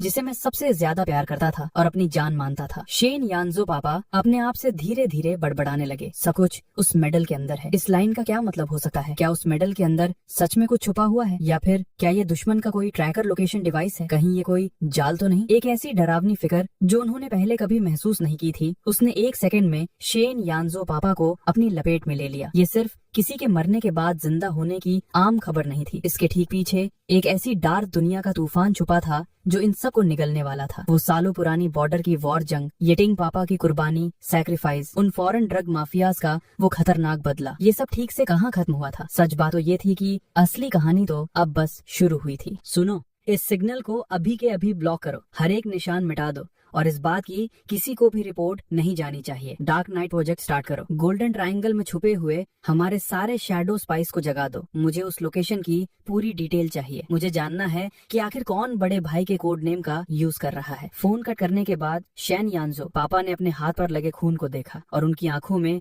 इतने सारे इमोशंस थे कि समझना मुश्किल था। वो पीछे मुड़े और दीवार पर लगी उस मॉनिटर स्क्रीन को देखने लगे। स्क्रीन के अंदर 2nd फ्लोर के बेडरूम में मैं उस रोबोट को गले लगाए हुए एकदम आराम से सो रहा था और वो मेडल ठीक मेरे बेड के साइड टेबल पर रखा हुआ था। शेन यानजो पापा ने धीरे से आवाज में खुद से बात की। बड़े भाई, अगर आप जिंदा हो तो आप उसे मिलने क्यों नहीं आए? और अगर तुम कोई बहरूपिया हो तो चाहे तुम कोई भी हो, मेरे भाई के नाम का फायदा उठाने के लिए और चंचन को डराने की कोशिश करने के लिए मैं तुम्हें बताऊंगा कि असली नरक हेल क्या होता है। वो खड़े हुए और एक बैंडेज पट्टी से रैंडमली अपना हाथ बांध लिया ताकि खून रुक जाए और फिर उन्होंने दरवाजा खोला और उस अंधेरे कॉरिडोर में बाहर निकल गए। उनके कदम बहुत हल्के थे, बिल्कुल किसी भूत घोस्ट की तरह। वो मेरे रूम में आने वाले थे। वो उस मेडल को वहाँ से ले जाना चाहते थे, चाहे उसके अंदर कुछ भी छुपा हो। वो किसी भी खतरे को मेरे पास नहीं छोड़ सकते थे। अगला दिन सुबह के 9 बजे पूरे कब्रिस्तान सेमेट्री एरिया को ब्लॉक कर दिया गया था। यहाँ तक कि चिड़ियों के चहचहाने की आवाज भी आज बहुत ज्यादा ठीक और साफ सुनाई दे रही थी। एक लाल रंग का डॉक्यूमेंट जिस पर देश के सेंट्रल मिलिट्री कमीशन की सबसे हाई लेवल की सील ठप्पा लगी थी। ये एक स्पेशल परमिशन थी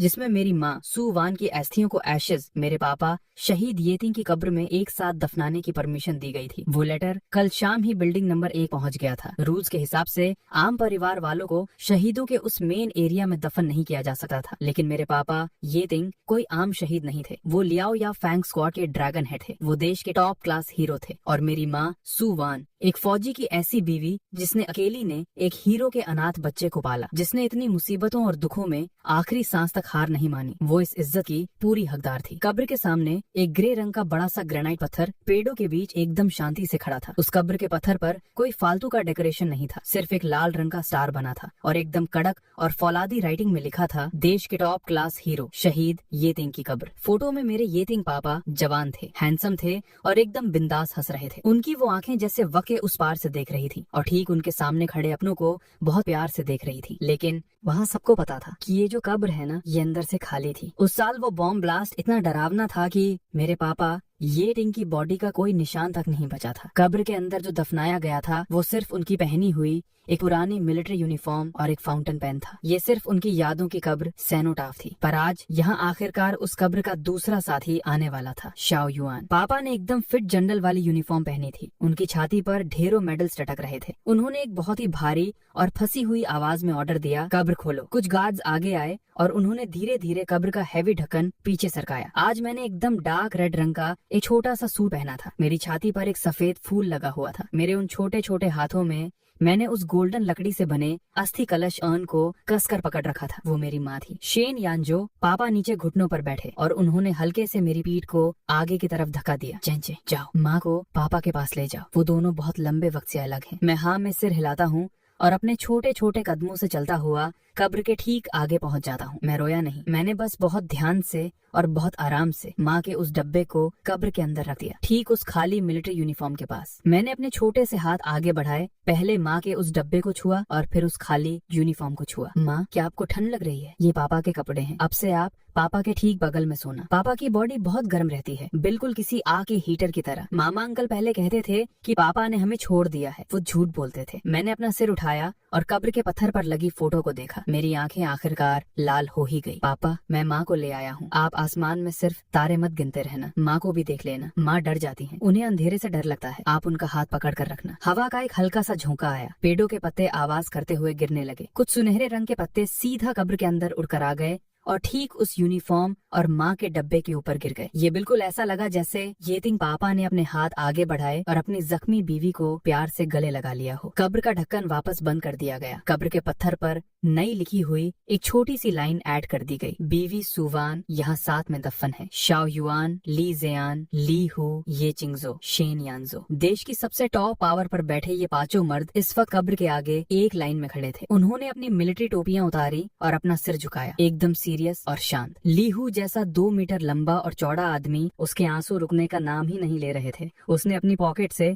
10 साल पुरानी छुपा कर रखी हुई दारू की एक बोतल निकाली, ढक्कन खोला, आधी जमीन पर गिराई और आधी आसमान की तरफ मुंह करके खुद पी गया। बड़े भाई, भाभी, ये परिवार के मिलने वाली दारू हम भाइयों ने आप दोनों की तरफ से पूरी कर दी। आप दोनों वहाँ नीचे आराम से रहना, कोई किसी से झगड़ा मत करना। अगर वहाँ पैसे की कमी हो या किसी चीज की जरूरत हो तो हम भाइयों को सपने में आकर बता देना। ये चिंगजो की आंखें लाल थीं। उन्होंने अपनी पॉकेट से एक बैंक कार्ड निकाला और उसे कब्र के आगे आग के डब्बे में रखकर जला दिया। बड़े भाई, भाभी, पैसे बहुत है, वहाँ कंजूसी बिल्कुल मत करना। बड़े बड़े घर खरीदना, कुछ नौकर मेड्स रख लेना। इस जन्म में आपने बहुत दुख देखा है, अगले जन्म में एकदम ऐश और लग्जरी की जिंदगी जीना। ली ज़ियान पापा ने अपना चश्मा ठीक किया और एक सफेद फूल कब्र के आगे रखा। बड़े भाई, भाभी की आधी बीमारी तो उनके दिल का दुख ही था, अब सब ठीक है। आप दोनों मिल गए तो उनकी सारी बीमारी भी ठीक हो गई। शेन यानजो पापा ने कुछ नहीं बोला, उन्होंने बस शांति से उस छोटू से बगिंग डिवाइस को, जो उन्होंने गोल्डन ट्रायंगल के सिग्नल पकड़ने के बाद अपने पास ही रखा था, अपनी मुट्ठी में कस कर दबा लिया। बड़े भाई, वो ड्रैगन हेड का सिग्नल, अगर वो सच में आप हो तो दुआ करना कि हम आपको ढूंढ लें, और अगर वो आप नहीं हो तब भी आप दुआ करना कि हम आपका नाम यूज करने वाले उन कुत्तों को जिंदा काट डालें। शाओ युआन पापा आगे आए। उन्होंने फोटो में दिख रहे यीतिंग पापा को देखा। उन्हें जैसे वापस वो पुराना वक्त याद आ गया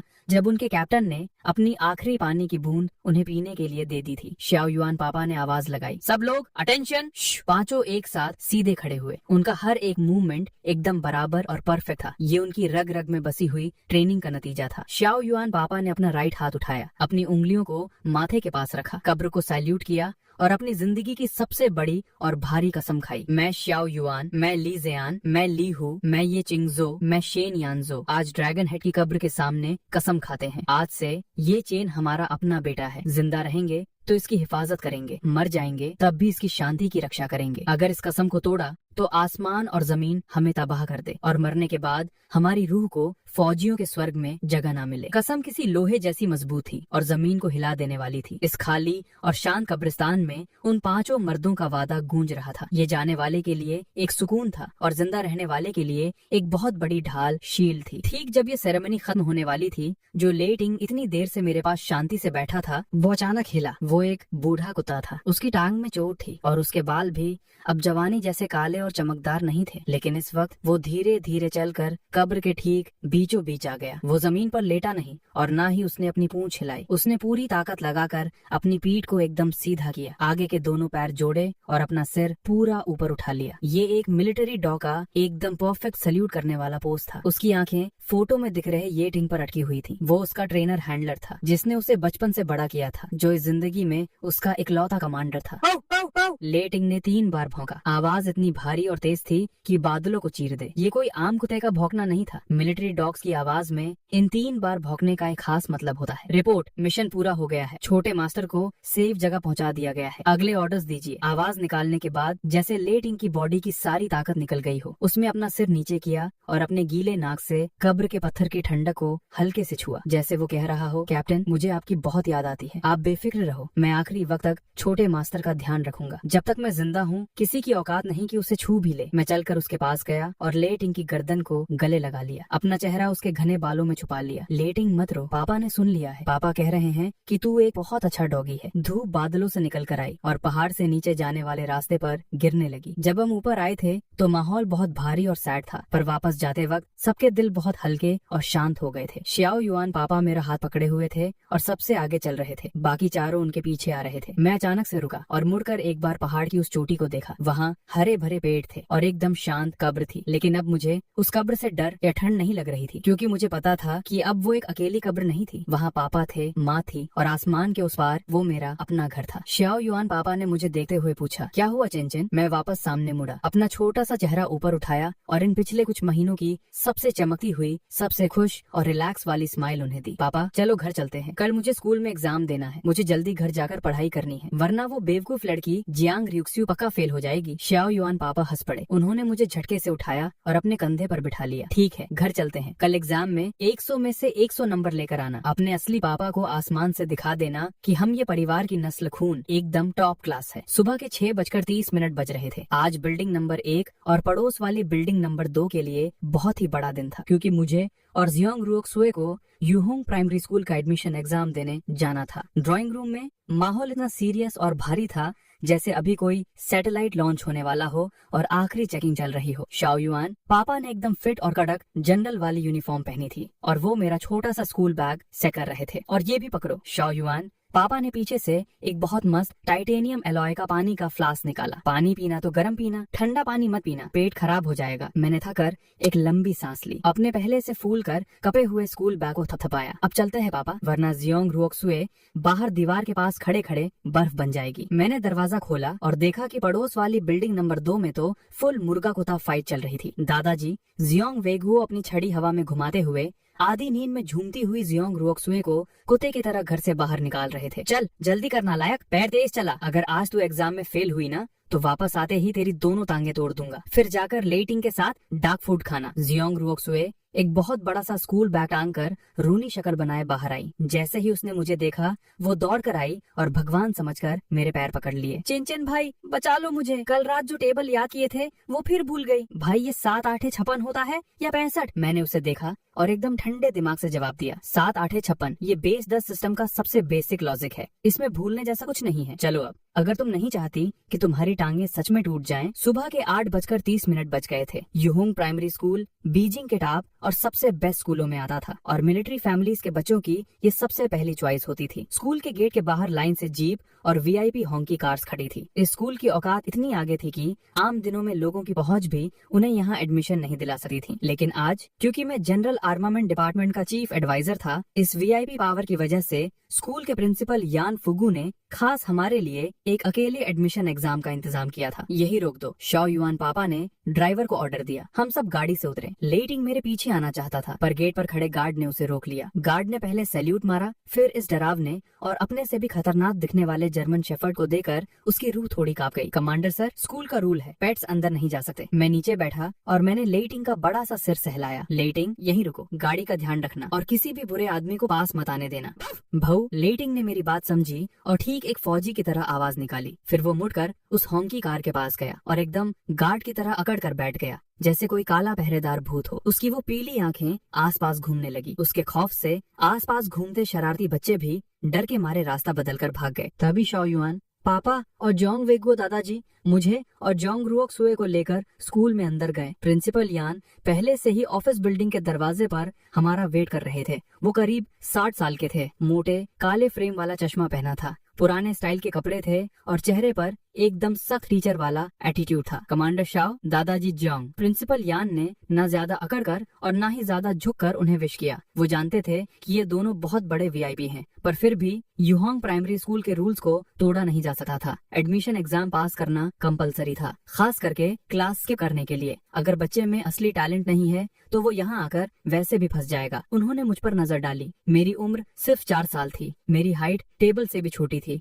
उनके माथे की लकीरें और गहरी हो गई। इतना छोटा बच्चा, इसे तो ठीक से लिखना भी नहीं आता होगा, और ये सीधा फर्स्ट ग्रेड में एडमिशन लेने आया है। ये क्या मजाक चल रहा है? शाओ युआन पापा हंस दिए। उन्होंने इस बारे में ज्यादा कुछ नहीं बोला। प्रिंसिपल यान, आपको थोड़ी देर में पता चल जाएगा कि असली मजाक कौन कर रहा है। एग्जाम रूम के अंदर प्रिंसिपल यान खुद सुपरवाइजर बनकर हमारा टेस्ट लेने खड़े थे। रूम के ठीक बीच में 2 छोटी टेबल्स जोड़ी गई थी। मैं और जोंग रुओक सुए वहाँ बैठ गए। शाओ युआन पापा और जोंग वेगो दादाजी को साइड वाले सोफा पर चाय पीने के लिए बिठा दिया गया। उन्हें आवाज निकालने या हमारी मदद करने की इजाजत नहीं थी। प्रिंसिपल यान ने हमें 2 क्वेश्चन पेपर्स दिए। एग्जाम का टाइम 1 घंटा है। ये फर्स्ट ग्रेड का कॉम्प्रिहेंसिव टेस्ट पेपर है। इसमें लैंग्वेज, मैथ और जनरल नॉलेज आएगी। टोटल मार्क्स 100 हैं। पास होने के लिए 60 मार्क्स चाहिए। शुरू करो। जोंग रुओक ने पेपर हाथ में लिया। उसका चेहरा ऐसा लग रहा था जैसे उसे जेल की सजा मिल गई हो। उसने बहुत ही गंदे और टेढ़े मेढ़े अक्षरों में लिखना शुरू किया, और वही दूसरी तरफ मैंने पेपर हाथ में लिया।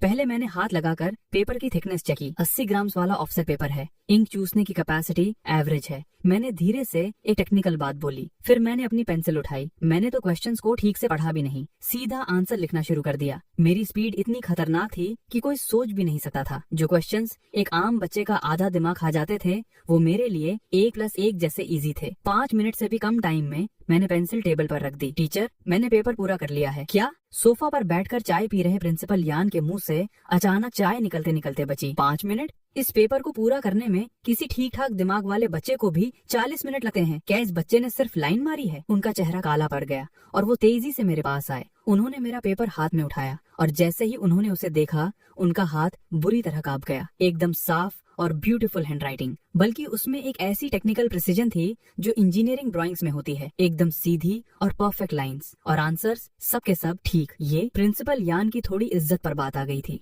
अभी थोड़ी देर पहले ही उन्होंने मुझ पर शक किया था कि मुझे ठीक से लिखना भी नहीं आता होगा, और यहाँ मैंने 5 मिनट में 100/100 स्कोर कर लिया था। इसने तो एक स्पेशल ग्रेड टीचर की औकात की धज्जियां उड़ा दी थी। प्रिंसिपल यान ने अपना चश्मा ठीक किया। उनकी आंखों में एक अजीब सा घमंड आ गया था। नहीं, ये पेपर बहुत इजी था। इस पेपर से इस बच्चे के दिमाग की असली लिमिट का पता नहीं चलता, क्योंकि इसे क्लास जंप करनी है तो एक्स्ट्रा टेस्ट देना पड़ेगा। वो घूमकर पीछे ब्लैक बोर्ड के पास गए, चाक उठाया और शिर्र शिर्र करके उस बोर्ड पर एक क्वेश्चन लिख दिया। ये एक बहुत ही फेमस और खतरनाक मैथ्स ओलंपियाड का क्वेश्चन था, जिसका जवाब ढूंढने में हजारों प्राइमरी स्कूल के बच्चों का खून पी लिया था। वाटर पूल फिल का प्रॉब्लम क्वेश्चन। एक पानी का टैंक है, उसमें एक पाइप ए और एक पाइप बी बाहर निकालने वाला है। अगर सिर्फ पाइप ए को खोला जाए तो वो खाली टैंक को 3 घंटे में भर देगा। अगर सिर्फ पाइप बी को खोला जाए तो वो भरे हुए टैंक को 5 घंटे में खाली कर देगा। पूछो, अगर खाली टैंक में दोनों पाइप ए और पाइप बी एक साथ खोल दिए जाएं, तो टैंक को पूरा भरने में कितना वक्त लगेगा? क्वेश्चन लिखने के बाद प्रिंसिपल यान ने पूरे एटीट्यूड के साथ अपने हाथों से चाक की डस्ट छाड़ी। ये 3rd ग्रेड की मैथ्स ओलंपियाड की प्रॉब्लम है। इसमें फ्रैक्शंस और लॉजिकल रीजनिंग दोनों यूज होते हैं। अगर तुम दोनों इसका जवाब निकाल सकें, या यहाँ तक कि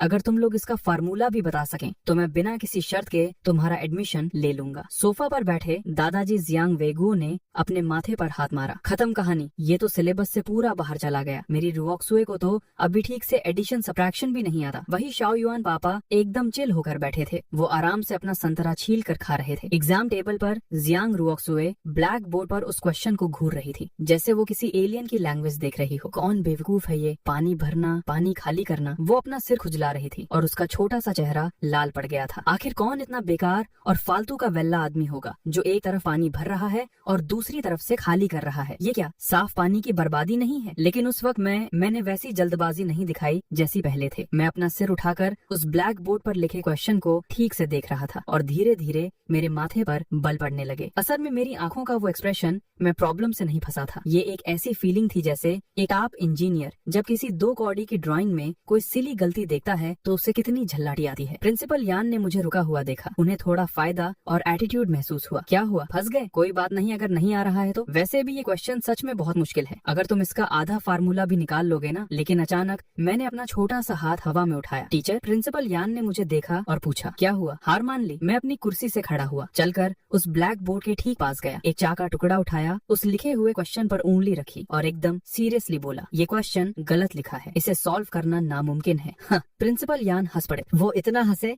कि उनकी मूछें हिली। बच्चे, ये कोई लोकल क्वेश्चन नहीं है, ये टॉप क्लासिक टाइप का क्वेश्चन है। पिछले कई सालों से इसी पैटर्न पर एग्जाम आता है। इसका आंसर 7.5 आवर्स है। ये क्वेश्चन गलत हो ही नहीं सकता। अगर तुम्हें सॉल्व करना नहीं आता तो कोई बात नहीं, लेकिन तुम्हें खुद ना आने की वजह से क्वेश्चन को ही गलत बोलना ठीक बात नहीं है। मैंने पूरे कॉन्फिडेंस से अपना सिर ना हिलाया। मेरा मासूम चेहरा इस वक्त इतना सीरियस और कड़क लग रहा था जैसे मैं आर्मामेंट डिपार्टमेंट की टॉप सीक्रेट एक मीटिंग में बैठा हूँ। ये कोई आम डाउट नहीं है। अगर इसे फिजिक्स और फ्लूइड डायनामिक्स की नजर से देखा जाए तो इस क्वेश्चन का बेसिक लॉजिक ही बिल्कुल जीरो और टोटली बकवास है। प्रिंसिपल यान को अचानक मुझ में इंटरेस्ट आ गया। उन्होंने अपने हाथों को अपनी छाती पर बांध लिया। अच्छा तो ठीक है, मुझे बताओ कि ये बकवास और जीरो लॉजिक कैसे हुआ। मैंने ब्लैक बोर्ड पर एक पानी की टंकी का रफ स्केच बनाया। फिर मैंने वहाँ 2 पाइपलाइन ड्रॉ की, एक पाइप ए पानी अंदर लाने वाली और एक पाइप बी पानी निकालने वाली। टीचर, यहाँ देखिए, मैंने पाइप बी बाहर निकालने वाली पाइप की तरफ इशारा किया। क्वेश्चन में लिखा है कि अगर सिर्फ पाइप बी खोली जाए तो वो 5 घंटे में टैंक को खाली कर देती है। इसका मतलब आपने ये अज्यूम किया है कि इसका फ्लो रेट हमेशा सेम और कांस्टेंट रहती है, लेकिन ये तो ग्रेविटी ड्रेनेज सिस्टम है। मैंने ठीक उस निकलने वाली पाइप के ठीक आगे एक खतरनाक फार्मूला लिख दिया, V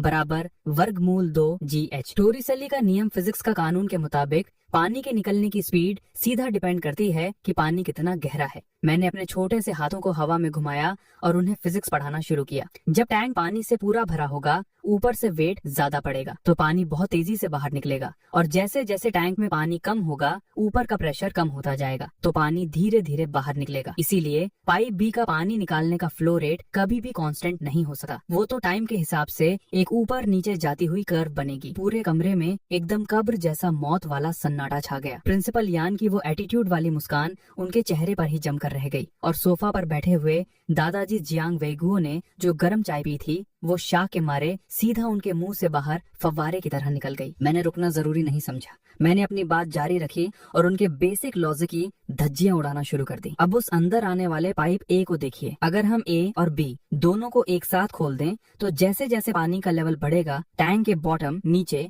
का प्रेशर भी बढ़ता जाएगा। इसकी वजह से पाइप बी से बाहर निकलने वाले पानी की स्पीड भी और तेज होती जाएगी, और जब पानी एक खास हाइट तक पहुंच जाएगा तो अंदर आने वाले और बाहर जाने वाले पानी की स्पीड एकदम बराबर हो जाएगी। इसे डायनामिक इक्विलिब्रियम, डायनामिक बैलेंस कहते हैं। मैंने ब्लैक बोर्ड पर एक पैराबोला कर्व ग्राफ ड्रॉ किया। अगर पाइप ए से आने वाला पानी का फ्लो उतना तेज नहीं हुआ तो हो सकता है कि टंकी कभी पूरी भरे ही ना, वो बस एक फिक्स लेवल पर आकर रुक जाएगी। इसीलिए इस क्वेश्चन में सबसे जरूरी डिटेल्स ही नहीं है, जैसे टंकी की गहराई कितनी है, पाइप बी का साइज एरिया कितना है और पाइप ए के पानी का प्रेशर कितना है। मैंने अपने हाथ झाड़े और उस पत्थर बन चुके प्रिंसिपल यान की तरफ देखकर बोला, इन बाउंड्री कंडीशंस, जरूरी लिमिट्स के बिना इस क्वेश्चन का कोई आंसर निकल ही नहीं सकता। अगर आप जबरदस्ती मैथ्स लगाकर इसका आंसर 7.5 आवर्स घंटे निकाल भी लेते हैं तो वो सिर्फ किसी जादू वाली दुनिया में ही सही हो सकता है, जहाँ हवा ना हो, वैक्यूम, कोई फ्रिक्शन ना हो और ग्रेविटी का फोर्स भी हमेशा सेम रहे। टीचर, अगर किसी फैक्ट्री में इस तरह की कैलकुलेशन की गई ना तो बॉयलर सीधा फट जाएगा। प्रिंसिपल यान का मुंह खुला का खुला रह गया। उनका चश्मा फिसलकर उनकी नाक के ठीक आगे आ गया था। उन्होंने 40 साल तक बच्चों को पढ़ाया था। पानी की टंकी वाले ऐसे हजारों क्वेश्चन सॉल्व करवाए थे, पर उन्होंने सपने में भी नहीं सोचा था कि ये क्वेश्चन फिजिक्स के हिसाब से बिल्कुल गलत और बकवास है। और सबसे बड़ी बात, मुझ जैसे 4 साल के बच्चे ने अभी क्या क्या बोला था, टोरिसेली का नियम, डायनामिक इक्विलिब्रियम, बाउंड्री कंडीशंस। क्या ये सच में प्राइमरी स्कूल का एडमिशन टेस्ट था? ये तो सीधा सीधा यूनिवर्सिटी की फ्लूइड मैकेनिक्स की क्लास लग रही थी। ये प्रिंसिपल यान ने अपने माथे से ठंडा पसीना पोंछा और घूमकर शाओ युआन पापा की तरफ देखा। कमांडर शाओ, आपका बच्चा घर पर बैठकर कौन सी किताबें पढ़ता है? शाओ युआन पापा का चेहरा एकदम चिल और शांत था, पर अंदर ही अंदर वो इतने खुश थे कि हवा में उड़ रहे थे। कुछ खास नहीं, बस आर्मामेंट डिपार्टमेंट के उन बुढ़े एक्सपर्ट्स के साथ बैठकर ब्लूप्रिंट देख लेता है या कभी कभी टैंक के इंजन ठीक कर देता है। तो प्रिंसिपल यान, क्या मेरे बेटे ने जो बोला वो ठीक है? प्रिंसिपल यान इतने एक्साइटेड थे कि उनके हाथ कांप रहे थे। बिल्कुल ठीक है, 100% ठीक है। जीनियस, ये बच्चा सच में एक असली जीनियस है। इसके पास सिर्फ कैलकुलेशन की पावर नहीं है, बल्कि इसका दिमाग हर चीज को क्रॉस चेक भी करता है। इस बच्चे का एडमिशन हमारे यूहोंग प्राइमरी स्कूल में पक्का, सीधा क्लास 1 सेक्शन 1 में जाएगा। जब वहाँ खड़े सब लोग मेरे इस धमाके के शाक में डूबे हुए थे तभी कोने से एक बहुत ही धीमी सी आवाज आई, वो 1 मिनट। जियांग रुओक्सुए अपनी पेंसिल चबाती हुई एकदम रोनी सूरत बनाकर अपना हाथ ऊपर उठा रही थी। प्रिंसिपल दादाजी, मेरा पेपर अभी पूरा नहीं हुआ है। जियांग रुओक्सुए उस ब्लैक बोर्ड पर लिखे उन खतरनाक फार्मूलाज और ग्राफ्स को देख रही थी। उसे लग रहा था जैसे वो बिल्कुल अनपढ़ है। ये रूट क्या होता है, ये वी क्या है, मुझे तो सिर्फ 1+1 आता है। मैंने पीछे मुड़कर उसे देखा और चलकर उसके पास गया। उसके ठीक बगल से गुजरते हुए मैंने अपनी उंगलियों से उसके पेपर पर हल्के से 2 बार टप टप किया। मेरी हरकत इतनी चुपचाप थी कि सिर्फ जियांग रुओक्सुए को ही दिखी। वो एमसीक्यू के आंसर्स की जगह थी। जियांग रुओक्सुए की आंखें खुशी से चमक उठी। आखिर अपना भाई ही काम आता है। उसने फटाफट शिर शिर करके सारे आंसर्स भर दिए। प्रिंसिपल यान का मूड अभी इतना मस्त था कि उन्होंने इन छोटी मोटी चीटिंग पर ध्यान ही नहीं दिया। उन्होंने जियांग रुओक्सुए का पेपर हाथ में लिया और उस पर एक नजर डाली। बेसिक क्वेश्चंस ठीक हैं, भले ही हैंडराइटिंग ऐसी है जैसे मुर्गी ने पंजे मारे हों, पर फिर भी पास हो गई है।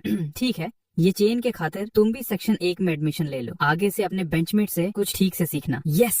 जियांग रुओक्सुए खुशी से चिल्लाई और उछलकर उसने मुझे गले लगा लिया। चेन चेन भाई जिंदाबाद, हम दोनों क्लास में एक साथ बैठेंगे। एग्जाम पूरा हुआ। सारे पेपर्स और फॉर्म भरने के बाद हम सब लोग स्कूल बिल्डिंग से बाहर आ गए। जैसे ही हम स्कूल गेट पर पहुंचे, हमने देखा कि गाड़ी के आसपास लोगों की भीड़ जमा है। शाओ युआन पापा के माथे पर बल पड़ गए। क्या हो रहा है वहाँ? हमने देखा कि उस हॉन्की गाड़ी के पास 5वीं और 6ठी क्लास के कुछ बड़े लड़के खड़े थे। उनके हाथों में पत्थर थे और वो गाड़ी पर मारने का सोच रहे थे, या शायद वो गाड़ी के पास बैठे हुए कुत्ते पर पत्थर मारना चाहते थे। वो बदमाश बच्चे अपने हाथ में पत्थर उछालते हुए हंस हंस कर आगे बढ़ रहे थे। भाई, ये कुत्ता तो बहुत बड़ा है, पक्का भेड़िया जैसा लग रहा है। इसे मारकर देखते हैं ये काटने की हिम्मत करता है या नहीं। लेइटिंग अभी भी ठीक एक फौजी की तरह चुपचाप बैठा था। उसकी पोजीशन बिल्कुल नहीं बदली थी, लेकिन उसके गले से एक बहुत ही गुस्से वाली और भारी घुर्राहट निकल रही थी। वो उन्हें वार्निंग दे रहा था। उसकी बर्फ जैसी ठंडी आंखों ने उस मोटे लड़के को टारगेट ला कर लिया था जो उनका लीडर था। उसके बॉडी के मसल्स हल्के से टाइट हो गए थे। वो किसी भी सेकंड उन पर झपटने के लिए रेडी था। आजा, अगर तूने मुझे काटा ना तो मैं तुझे जान से मार दूंगा। वो मोटा लड़का अभी भी ऐंठ दिखा रहा था। रुक जाओ! जियांग रुओक्सुए सबसे पहले दौड़कर वहां गई। तुम लोग क्या कर रहे हो? ये मेरा डागी है। वो भले ही आम दिनों में डरपोक थी, लेकिन अगर किसी ने लेइटिंग को तंग किया तो इसका मतलब उसने मुझे तंग किया, और मुझे तंग किया मतलब उसे तंग किया। ओहो, ये तो क्लास 1 की नन्ही मुन्नी बची है। उस मोटे लड़के ने जियांग रुओक्सुए को धक्का दिया। चल भाग यहाँ से, ये हम बड़े बच्चों का एरिया है। जियांग रुओक्सुए उस धक्के से लड़खड़ा गई और नीचे गिरते गिरते बची। ठीक उसी वक्त एक काले रंग की परछाई किसी बिजली की तरह आगे आई। लेइटिंग ने अपना मूव चल दिया। उसने काटा नहीं, पर वो अपनी जगह से किसी रॉकेट की तरह हवा में उछला और एक ही सेकंड में उस मोटे लड़के के ठीक सामने हवा में आ गया। उसके आगे के दोनों भारी पंजे उस लड़के के कंधों पर थे और उसका वो डरावना खून पीने वाला बड़ा सा मुंह उस लड़के की नाक से सिर्फ 1 सेंटीमीटर दूर था। रोर! कान फाड़ देने वाली एक ऐसी डरावनी गरज, उसके मुंह की वो गर्म और जंगली सांस उस मोटे लड़के के पूरे चेहरे पर पड़ी। उस मोटे लड़के की तो रूह ही कांप गई। उसके पैर डर के मारे जेली की तरह पिघल गए। उसने वहीं खड़े खड़े अपनी पैंट में टॉयलेट कर दी और ठप से जमीन पर गिर गया। बाकी के वो सारे बदमाश बच्चे डर के मारे चीखते चिल्लाते हुए अपनी जान बचाकर भाग गए। लेइटिंग ने अपने पंजे वापस लिए। उस मोटे लड़के को देखकर एकदम नफरत वाली सांस अपनी नाक से निकाली और फिर मुड़कर मेरे पास आ गया, जहाँ मैं ठीक अभी बाहर आया था।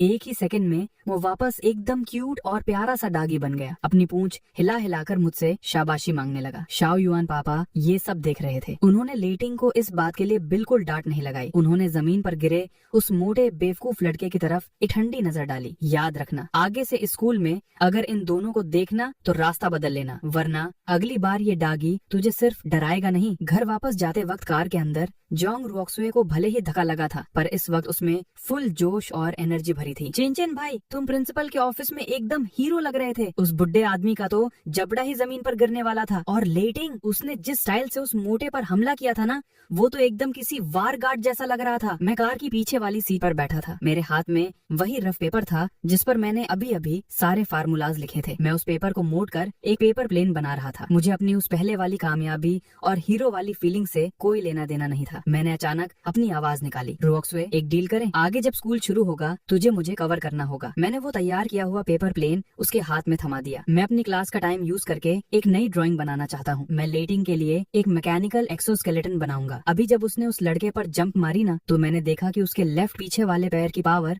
अभी भी थोड़ी अनबैलेंस्ड है। अगर मैं वहाँ हाइड्रोलिक सपोर्ट लगा दूं तो वो और भी ज्यादा ऊंचा कूद सकेगा। जियांग रुओक्सुए ने वो पेपर प्लेन लिया। उसकी आंखों में मेरे लिए इज्जत और हीरो वाली चमक थी। डन, मैं संभाल लूंगी। अगर टीचर ने गलती से भी तुम्हारी तरफ देखा तो मैं नाटक करके वही बेहोश हो जाऊंगी। शाओ युआन पापा आगे वाली सीट पर बैठे हमारी बातें सुन रहे थे। वो अपनी स्माइल कंट्रोल नहीं कर पाए और हंस दिए। उन्होंने कार की खिड़की से बाहर नीले आसमान को देखा। एक नई जिंदगी अब शुरू हो चुकी थी। रात के 2 बज चुके थे। पूरा क्वार्टर गहरी नींद में सो रहा था। सिर्फ बिल्डिंग नंबर A के बेसमेंट में इस वक्त ब्राइट लाइट्स जल रही थी। शेन यानजो पापा वर्क टेबल के सामने बैठे थे। उनके हाथों ने उस थोड़े से जले हुए काले फर्स्ट क्लास मेरिट मेडल को कसकर मुट्ठी में दबा रखा था। उनकी आंखें बिना सोए पूरी तरह लाल हो चुकी थी। साइड में रखे एस्ट्रे में सिगरेट पी के एक छोटा सा पहाड़ बन चुका था। वो ड्रैगन हेड का रहस्यमयी सिग्नल किसी कांटे की तरह उनके दिल में चुभ रहा था, जिसकी वजह से उन्हें न चैन मिल रहा था न सुकून। अगर बड़े भाई अभी जिंदा हैं तो इस मेडल के अंदर। शेन यानजो पापा ठंडी आवाज में खुद से बड़बड़ाने लगे। इसमें कोई लॉजिक ही नहीं है। एक्सरे मशीन ने इसे चेक कर लिया है। मेटल डिटेक्टर ने भी इसे स्कैन किया। ये तो सिर्फ एक आम तांबे और लोहे का टुकड़ा है। क्या सच में मेरा वहम है? मैंने कुछ ज्यादा ही सोच लिया। ठीक, वो भारी और साउंड प्रूफ दरवाजा ठीक तभी थोड़ा सा खुला। मैंने अपना प्यारा रुए वाला छोटू सा भालू वाला नाइट सूट पहना था। अपनी आंखें मलते हुए मैं आराम से अंदर आ गया। मेरे ठीक पीछे मेरा हमेशा का वफादार साया मेरा डागी लेटिंग था। मैंने एक छोटा सा यौन लिया। मेरी आवाज एकदम रुई जैसी नरम और प्यारी लग रही थी। शेन पापा, आप अभी तक सोए क्यों नहीं? लेटिंग कह रहा था कि आपके दिल की धड़कन बहुत तेज है, जैसे कोई ढोल बज रहा हो। उसे नींद नहीं आ रही थी और वो जिद करके मुझे आपको देखने यहाँ नीचे खींच लाया। बहू! लेटिंग ने भी मेरी बात का सपोर्ट करते हुए ठीक वक्त पर आवाज निकाली। वो चलकर शेन यानजो पापा के पैरों के पास गया और अपनी गीली नाक से उनके हाथ को हल्के से टक्कर मारी। शेन यानजो पापा ने मुझे और लेटिंग को देखा। उनके दिल पर छाई हुई वो डार्क अंधेरी घबराहट थोड़ी कम हो गई। उन्होंने मुझे गोद में उठाया और अपने घुटनों पर बिठा लिया। उनके होठों पर एक बेजान सी मुस्कान आ गई। पापा एक राज ढूंढ रहे हैं, पर ये मेडल, इसका मुंह इतना बंद है कि ये कुछ बताने का नाम ही नहीं ले रहा। मेडल? मैंने अपनी बड़ी बड़ी आंखें झपकाई। मेरी नजर उस थोड़े से जले हुए काले मेटल के टुकड़े पर पड़ गई। मैंने अपने छोटे हाथ आगे बढ़ाए, उस मेडल को उठाया और अपने हाथ पर रखकर उसका वजन चेक किया। मैंने अपने छोटे से नाखून से मेडल की बैक साइड हल्के से 2 बार टक टक किया। टिंग टिंग। आवाज एकदम दबी हुई थी, क्लियर और पतली नहीं थी। अचानक मेरा छोटा सा माथा सिकुड़ गया। पापा, कुछ तो गड़बड़ है। शेन यानजो पापा थोड़ा हैरान हुए। क्या गड़बड़ है? मैंने उस मेडल को ठीक अपने हाथ के बीचों बीच हथेली पर रख दिया। मेरा हाथ बिल्कुल किसी ह्यूमन वेइंग स्केल की तरह रिएक्ट कर रहा था। इसकी डेंसिटी गलत है। ये तांबे का बना है ना? इसके साइज और मोटाई के हिसाब से इसका वजन लगभग 45 ग्राम होना चाहिए, लेकिन अभी मेरे हाथ को ये सिर्फ 42 ग्राम का फील हो रहा है। इसमें पूरे 3 ग्राम का वजन कम है। शेन यानजो पापा के दिल में एक जोर का झटका लगा। 3 ग्राम वजन कम? मिलिट्री इंटेलिजेंस ब्यूरो में इतने साल काम करने के बाद भी वो वजन जैसी सबसे बेसिक डिटेल को कैसे भूल गए? मेरा मतलब है ये अंदर से खाली है। मैंने हाँ में सिर हिलाया और उस मेडल के बैक साइड पर बने एक बहुत ही छोटे से दाने की तरफ इशारा किया। इसका सेंटर ऑफ ग्रेविटी बिगड़ा हुआ है। ये लेफ्ट तरफ और नीचे की साइड थोड़ा झुका हुआ है। इसका मतलब इसके अंदर एक खाली जगह है, लेकिन अंदर जो भी रखा है उसने पूरी जगह नहीं भरी है। शेन यानजो पापा एक झटके में सीधा खड़े हो गए। उन्होंने फटाफट एक चाकू उठाया और उसे जबरदस्ती खोलने के लिए आगे बढ़े, पर मेरे छोटे से हाथों ने जल्दी से उन्हें रोक दिया। शेन पापा, आप सीक्रेट एजेंट हो, कोई लुहार नहीं। ये एकदम परफेक्शन वाली स्ट्रक्चर है। अगर आपने जोर लगाकर खोला ना तो अंदर की चीज टूट जाएगी। शेन यानजो पापा का हाथ हवा में ही रुक गया। उनके माथे पर ठंडे पसीने की बूंदें चमकने लगी। सही बात है, अगर ये सच में बड़े भाई ने छोड़ा है तो उसके अंदर पक्का कोई कैमरा रोल या मैसेज लिखा कागज होगा। अगर चाकू की नोक उस पर लग गई या गलती से तेज रोशनी उसके अंदर चली गई तो सब खत्म हो जाएगा। डायरेक्टर ऑफ मिलिट्री इंटेलिजेंस होने के बावजूद इस वक्त उन्हें समझ नहीं आ रहा था कि अपने हाथ कहाँ रखें। मैं कुर्सी से नीचे कूदा, अपने छोटे पैरों से भागता हुआ लैब टेबल के दूसरे कोने पर गया। मैं आदत के हिसाब से फटाफट कुछ चीजें निकाल लाया। एक स्पिरिट लैंप, एक चिमटी और वो आधी बची हुई ग्लास में रखी आइस कोला। मैं अपना इक्विपमेंट सेट करता गया और बिल्कुल एक स्कूल टीचर की तरह उन्हें समझाने लगा।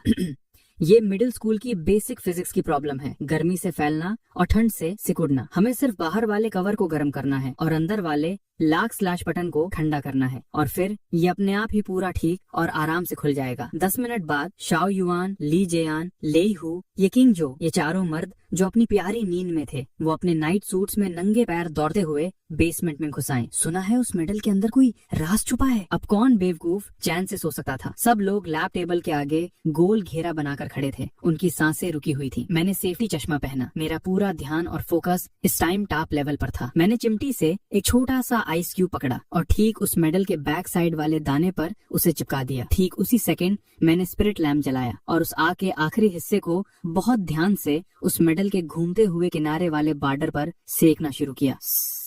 बर्फ के पिघलने की आवाज, फुश, आग की उस मेटल पर लगने की आवाज, 1 सेकंड, 2 सेकंड, 3 सेकंड, सबके दिलों की धड़कनें रुक चुकी थी। अचानक कचक, एक बहुत ही हल्की सी पर इस मौत जैसे शांत कमरे में किसी धमाके जैसी पतली और तेज आवाज आई। खुल गया। मैंने झट से उस स्पिरिट लैम्प को हटाया, चिमटी से उस मेडल के बैक कवर को हल्के से धक्का दिया। जो कवर एकदम सॉलिड और एक पीस का लग रहा था, वो अचानक किसी सीक्रेट गेट की तरह ठीक से खुल गया और वहाँ से एक दरार दिखने लगी। कमाल है, लेहू पापा की बड़ी बड़ी भैंस जैसी आंखें फटी की फटी रह गई। मैंने ये ट्रिक पहले क्यों नहीं सोची? मैं तो ऐसी चीजों पर हमेशा सीधा हथौड़ा ही मारता था। ली जेयान पापा ने उस पर एक ताना मारा, इसीलिए तो तू सिर्फ एक गुंडा बन सका और बाम डिफ्यूज करने वाला एक्सपर्ट नहीं। शैन यान जो पापा के हाथ इस वक्त कांप रहे थे। उन्होंने सफेद दस्ताने पहने, अपनी सांस रोकी और बहुत बहुत आराम से उस मेटल के कवर को पूरा खोल दिया। उस मेटल के ठीक अंदर वाली उस खाली जगह में जिसका वजन मैंने पकड़ा था, वह शांति से काले रंग के इलेक्ट्रिक टेप में लिपटा हुआ नाखून के साइज जितना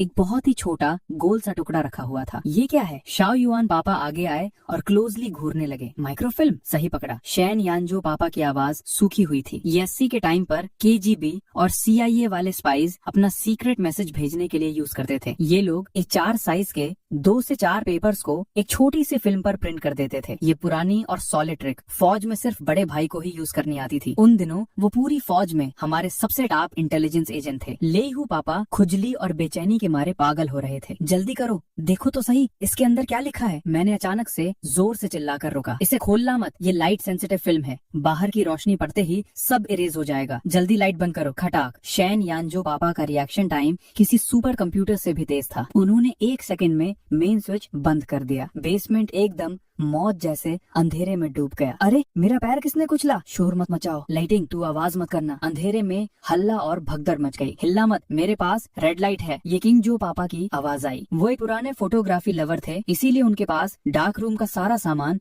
हमेशा इमरजेंसी किट में तैयार रहता था। एक बहुत ही धुंधली लाल रंग की सेफ्टी लाइट जल उठी। बेसमेंट अब एक बहुत ही डरावने और अजीब से लाल अंधेरे में डूब चुका था। उस टेम्परेरी बनाए गए डार्क रूम में 5 बड़े मर्द डेवलपर केमिकल से भरे प्लास्टिक के टब के ठीक ऊपर झुकर खड़े थे। शाओ युआन पापा ने मुझे अपनी गोद में उठाया हुआ था। हम सब ने अपनी सांसें रोक रखी थी और टब के लिक्विड पर फोकस किए हुए थे। शेन यानजो पापा ने चिमटी से उस छोटी सी फिल्म को पकड़ा और उसे उस लिक्विड में बहुत हल्के से हिलाने लगे। इस वक्त जैसे जम चुका था। ये सिर्फ एक कैमरा की रोल नहीं थी, ये 4 साल पहले गुजरे हुए वक्त का, मौत और जिंदगी के उस पार का, ये बड़े भाई येटिंग का इस दुनिया में छोड़ा हुआ आखिरी निशान और इकलौता सबूत था। धीरे धीरे फिल्म पर लगा काला रंग उड़ने लगा और उसके ऊपर की फोटो क्लियरली दिखने लगी। लेहू पापा ने दबी हुई आवाज में चीख कर कहा, आ गया, फोटो बाहर आ गई। शेन यानजो पापा ने तेजी से फिल्म को फिक्सर लिक्विड में डाला और उसे बाहर निकालकर मैग्नीफाइंग ग्लास के ठीक नीचे रख दिया। फोटो में ढेर सारी आड़ी टेढ़ी कंटूर लाइंस बनी हुई थी। ऐसा लग रहा था जैसे वो किसी घने जंगल का मैप हो। उस मैप के ठीक बीचों बीच कुछ अजीब से मार्क्स बनाए गए थे, एक खोपड़ी, एक सांप और एक 5 पॉइंटेड स्टार। और उस ड्राइंग के बिल्कुल नीचे मोर्स कोड में एक नंबर्स की लाइन लिखी हुई थी, 1985/0714/K9। ये किंग जो पापा के माथे पर लकीरें आ गई। इसका क्या मतलब है? 1985 मतलब इस साल का साल। 0714, ये तो बड़े भाई के शहीद होने का दिन है। शाओ युआन पापा उस ड्राइंग को घूर रहे थे और उनकी आवाज बुरी तरह कांप रही थी। नहीं, वो सैक्रिफाइस होने का दिन नहीं है, ये लियाओ या के शुरू होने का दिन है। जब वो सारे पापा लोग इन कोड वर्ड्स के बारे में दिमाग खराब कर रहे थे, वहाँ कोने में बैठा लेटिंग अचानक किसी पागल की तरह बिहेव करने लगा। वो अचानक से अपनी जगह से उछला। उसने अपने दोनों आगे के पैर उस वर्क टेबल पर रख दिए। उसने टेबल पर रखी चिमटी को भी धक्का देकर गिरा दिया। उसने अपनी गीली नाक को ठीक उस फ्रेश निकाली हुई एसिड वाले लिक्विड की स्मेल दे रही फिल्म के आगे ले जाकर रख दिया। Wine wine. लाइटिंग के गले से एक ऐसी दर्दनाक और रोनी सी आवाज आई जो आज तक किसी ने नहीं सुनी थी। उस केमिकल की तेज स्मेल की उसे कोई फिक्र नहीं थी। उसने अपनी जीभ बाहर निकाली और उस फिल्म को चाटने की कोशिश करने लगा। उस स्ट्रिक्ट और खौफनाक मिलिट्री डा की आंखों से बड़े बड़े आंसू टपककर उस टेबल पर गिरने लगे। लाइटिंग, हिलना मत। मैं फटाफट उसे रोकने के लिए आगे बढ़ा, पर शैन यानजो पापा ने मेरा हाथ पकड़ लिया। उनकी अपनी आंखें भी इस वक्त पूरी तरह लाल हो चुकी थी। उन्होंने मुझसे कहा, इसकी नाक हमारी आंखों से भी बहुत ज्यादा सच देख सकती है। इसने उसे सूंघ लिया है। भले ही 4 साल बीत गए हों, भले ही ये एसिड केमिकल में धुली हुई क्यों ना हो, लेकिन इस फिल्म के ठीक अंदर एक बहुत ही छिपी हुई एक ऐसी महक है जो सिर्फ ये पहचान सकता है। वो महक एक सस्ती सिगरेट की है, गन्स पे लगने वाले गन ऑयल की है और बॉर्डर के जंगलों की मिट्टी की खुशबू है। ये इसके असली बास की महक है। ये टिंग की महक है। लेहू पापा अपने दोनों हाथों से अपना चेहरा छुपाए जमीन पर घुटनों के बल बैठकर फूट फूट कर रोने लगे। बड़े भाई, ये वही है, ये सच में वही है। इस फोटो पर मेरे भाई की खुशबू है। लेई टिंग ने उन्हें पहचान लिया है। बड़े भाई शायद सच में मरे नहीं हैं, वो अभी भी जिंदा है। बेसमेंट में ये पांचों मर्द जिन्होंने जिंदगी और मौत के हजारों मिशन आराम से सहे थे, इस वक्त इन सब के चेहरे आंसुओं से पूरी तरह भीगे हुए थे। 4 साल हो गए थे। 4 सालों से ये लोग अपने सबसे बड़े भाई की मौत का दुख लिए जी रहे थे, और आज इस छोटे से कैमरा फिल्म के टुकड़े ने और इस सच्चे वफादार बूढ़े कुत्ते ने हमें दुनिया का सबसे हिला देने वाला सच बता दिया था। क्या ड्रैगन हेड सच में जिंदा थे? हम सब लोग वापस बिल्डिंग नंबर A के हॉल में आ गए। रात के 4 बज रहे थे। टेबल पर वो बड़ी की हुई फोटो फैली पड़ी थी। श्याओ युआन पापा ने उन कॉन्टोर लाइंस पर इशारा किया। ये मैप यहाँ का जमीन का हिस्सा एकदम ट्रॉपिकल रेन फॉरेस्ट, घना जंगल जैसा लग रहा है। शायद ये गोल्डन ट्रायंगल के आसपास का एरिया है। ये खोपड़ी स्कल पक्का पॉइजन स्कॉर्पियन ग्रुप का निशान होगा, और ये 5 पॉइंटेड स्टार किसी मीटिंग पॉइंट का निशान हो सकता है। तो फिर इन नंबर्स का क्या? ये चिंग जो पापा कागज पेन लेकर कैलकुलेट कर रहे थे। 1985 और 0714 समझ में आता है। K9 मिलिट्री डॉग का कोड है, यानी अपना लीडिंग, लेकिन इसके आगे SOS का मतलब हेल्प मांगना है, और पीछे ये अजीब सा कोड है 729148। ये क्या है? लोकेशन के कोऑर्डिनेट्स या कोई बैंक अकाउंट? शेन यानजो पापा ने ढेर सारे मिलिट्री कोड बुक्स चेक किए। नहीं, कुछ सॉल्व नहीं हो रहा। ये एक डेड कोड बंद ताला है। जब पांचों बड़े पापा लोग टेंशन में माथा पकड़े बैठे थे, मेरे हाथ में गर्म दूध का ग्लास था। मैं टेबल के पास झुका हुआ था और दूध पीते हुए उन नंबर्स को घूर रहा था। अचानक मैंने बोलना शुरू किया, पापा ये कोई डेड कोड नहीं है, ये तो वो हॉपस्कॉट कूदने वाला गेम है जो आपने मुझे सिखाया था ना। सब लोग एकदम चौंक गए। हॉपस्कॉट? मैंने दूध का ग्लास नीचे रखा, एक कागज लिया और उस पर एक 9 बॉक्स वाला ग्रिड टिक टैक जैसा बना दिया। ये 80 के जमाने का सबसे नॉर्मल नंबर कीपैड का डिजाइन था। पापा ने मुझे पहले सिखाया था। अगर तुम चाहते हो कि किसी को तुम्हारा पासवर्ड पता न चले तो इन 9 बॉक्सेस पर ड्राइंग बनाओ। मैंने पेंसिल पकड़ी और 729148 के हिसाब से उन बॉक्सेस में लाइंस जोड़ना शुरू किया। 7 से 2, 2 से 9, 9 से 1, 1 से 4, 4 से 8। जब सारी लाइंस जुड़ गईं, तो उसने एक चाइनीज लेटर का डिजाइन बना दिया। ये नॉर्थ उत्तर लेटर का आधा हिस्सा था और साउथ दक्षिण लेटर का शुरुआती हिस्सा, और उस मैप के पीछे बहुत हल्के से 2 छोटे इंग्लिश लेटर्स लिखे हुए थे, ML north, south, ML। Shen Yanzhou पापा का दिमाग रॉकेट की तरह दौड़ने लगा। अचानक उन्होंने टेबल पर जोर से हाथ मारा और खड़े हो गए। मैं समझ गया। उनकी आवाज जोश के मारे फट रही थी। पॉइजन स्कॉर्पियन नॉर्थ में है और गद्दार ट्रेटर साउथ में है। बड़े भाई हमें आगाह कर रहे हैं कि बच के रहना। हमारे साउथ में, यानी ठीक हमारी पीठ के पीछे बेस कैंप में, पॉइजन स्कॉर्पियन का एक गद्दार छुपा है। श्याओ युआन पापा का चेहरा एकदम गुस्से से काला पड़ गया। गद्दार? तुम्हारा मतलब है उस साल जिस मिशन में बड़े भाई शहीद हुए थे, वो किसी ने दुश्मन को बेच दिया था? शेन यानजो पापा ने मैप पर बने उस स्टार पर इशारा किया। यही लग रहा है। इस स्टार की लोकेशन, अगर मैं गलत नहीं हूँ, चाइना म्यांमार बॉर्डर के किसी पिलर के पास है। बड़े भाई का मतलब है कि वो वहाँ हमारा इंतजार कर रहे हैं, पर वो सामने नहीं आ सके क्योंकि वो गद्दार अभी भी उन पर नजर रखे हुए हैं। एक ठंडी लहर सबके पैरों से लेकर सिर तक दौड़ गई। 4 साल बीत गए थे। वो गद्दार शायद इन्हीं के आपस में, इनके ठीक बगल में छुपा बैठा था। फौज या गवर्नमेंट के टॉप लेवल पर बैठा हुआ आराम से सुकून की जिंदगी जी रहा था, और उसने एक हीरो को ऐसी हालत में डाल दिया कि वो अपने घर वापस नहीं आ सकता था। श्याओ युआन पापा ने गुस्से में टेबल पर ऐसा मुका मारा, टेबल का स्पेशल शीशा वहीं चकनाचूर हो गया। ढूंढो उसे, चाहे ये गद्दार कोई भी हो, चाहे उसकी पोस्ट कितनी भी बड़ी क्यों ना हो, पाताल से भी ढूंढ कर निकालेंगे उसे। मैं उसकी खाल नोच दूंगा। अगली सुबह उस पूरी रात कोई नहीं सोया था, पर फिर भी सबके अंदर एक अलग ही लेवल का जोश था, क्योंकि अब एक नई उम्मीद मिल चुकी थी। मैं थकर सोफा पर सो गया था। लेटिंग ठीक मेरे पास मेरी रक्षा करते हुए बैठा था। भले ही वो सो रहा था, पर उसके कान ठीक खड़े हुए थे। वो जानता था कि जंग का बिगुल एक बार फिर बज चुका है। पांचों पापा बालकनी में खड़े थे, सुबह के उगते हुए सूरज को देख रहे थे। श्याओ युआन पापा ने सिगरेट जलाई और शेन यानजो पापा को देखा। नंबर 6, उस गद्दार को ढूंढने का काम तेरा है, उसे भनक भी नहीं लगनी चाहिए। नंबर 3, सबसे बेस्ट फर्स्ट एड और जख्म की दवाइयाँ तैयार रखना। अगर बड़े भाई 4 साल से जंगल में जिंदा हैं,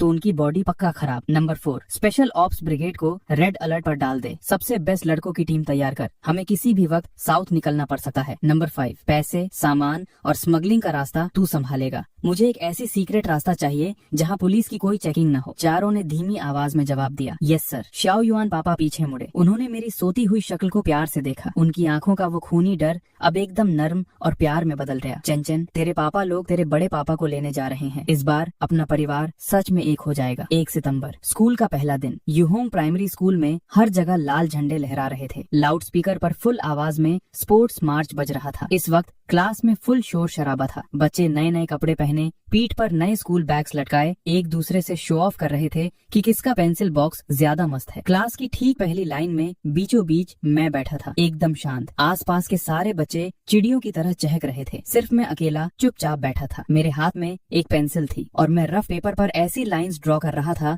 जो किसी के बाप को समझ नहीं आती। पीछे बैठे एक लड़के ने अपने साथ वाले को कोहनी मारी, ओए देख उस छोटू को, सुना है जंप करके इस क्लास में आया है, सिर्फ 4 साल का है। इतना सा बच्चा कहीं पैंट में टॉयलेट न कर दे, कितनी देर से कुछ बोला तक नहीं है, कहीं गूंगा म्यूट तो नहीं है, पक्का किसी की सिफारिश लगाकर आया होगा। देख ऐसे कपड़े पहने हैं इसने जैसे कोई प्लम्बर हो। उनकी ये चुगलियां मेरे कानों तक पहुंच गई, पर मैंने उनकी तरफ एक बार आंख उठाकर देखा भी नहीं। पैंट में टॉयलेट? अगर इन बच्चों को पता चल गया कि कल ही मैंने मिलिट्री इंटेलिजेंस ब्यूरो का top secret agent code solve किया है तो पक्का ये लोग पैंट में टॉयलेट कर देंगे। ठीक उसी वक्त धम, एक बहुत भारी स्कूल बैग मेरे बगल वाले टेबल पर आकर गिरा। जियांग रोशुए हांफती हुई क्लास में घुसी और धप से अपनी सीट पर बैठ गई। उसका एटीट्यूड उस वक्त किसी शेरनी जैसा था जो अपने खाने की हिफाजत कर रही हो। उसने एकदम खतरनाक आंखों से घूमकर उन चुगली करने वाले बच्चों को घूरा। किसने बोला ये गूंगा है? किसने बोला ये प्लम्बर है? अगर एक शब्द और बोला ना तो छुट्टी के बाद में अपने उस बड़े कुत्ते से बोलकर तुम सबको कटवाऊंगी। जहाँ रोशुए पढ़ाई में भले ही 0 थी, पर उसके लड़ाई वाले एटीट्यूड ने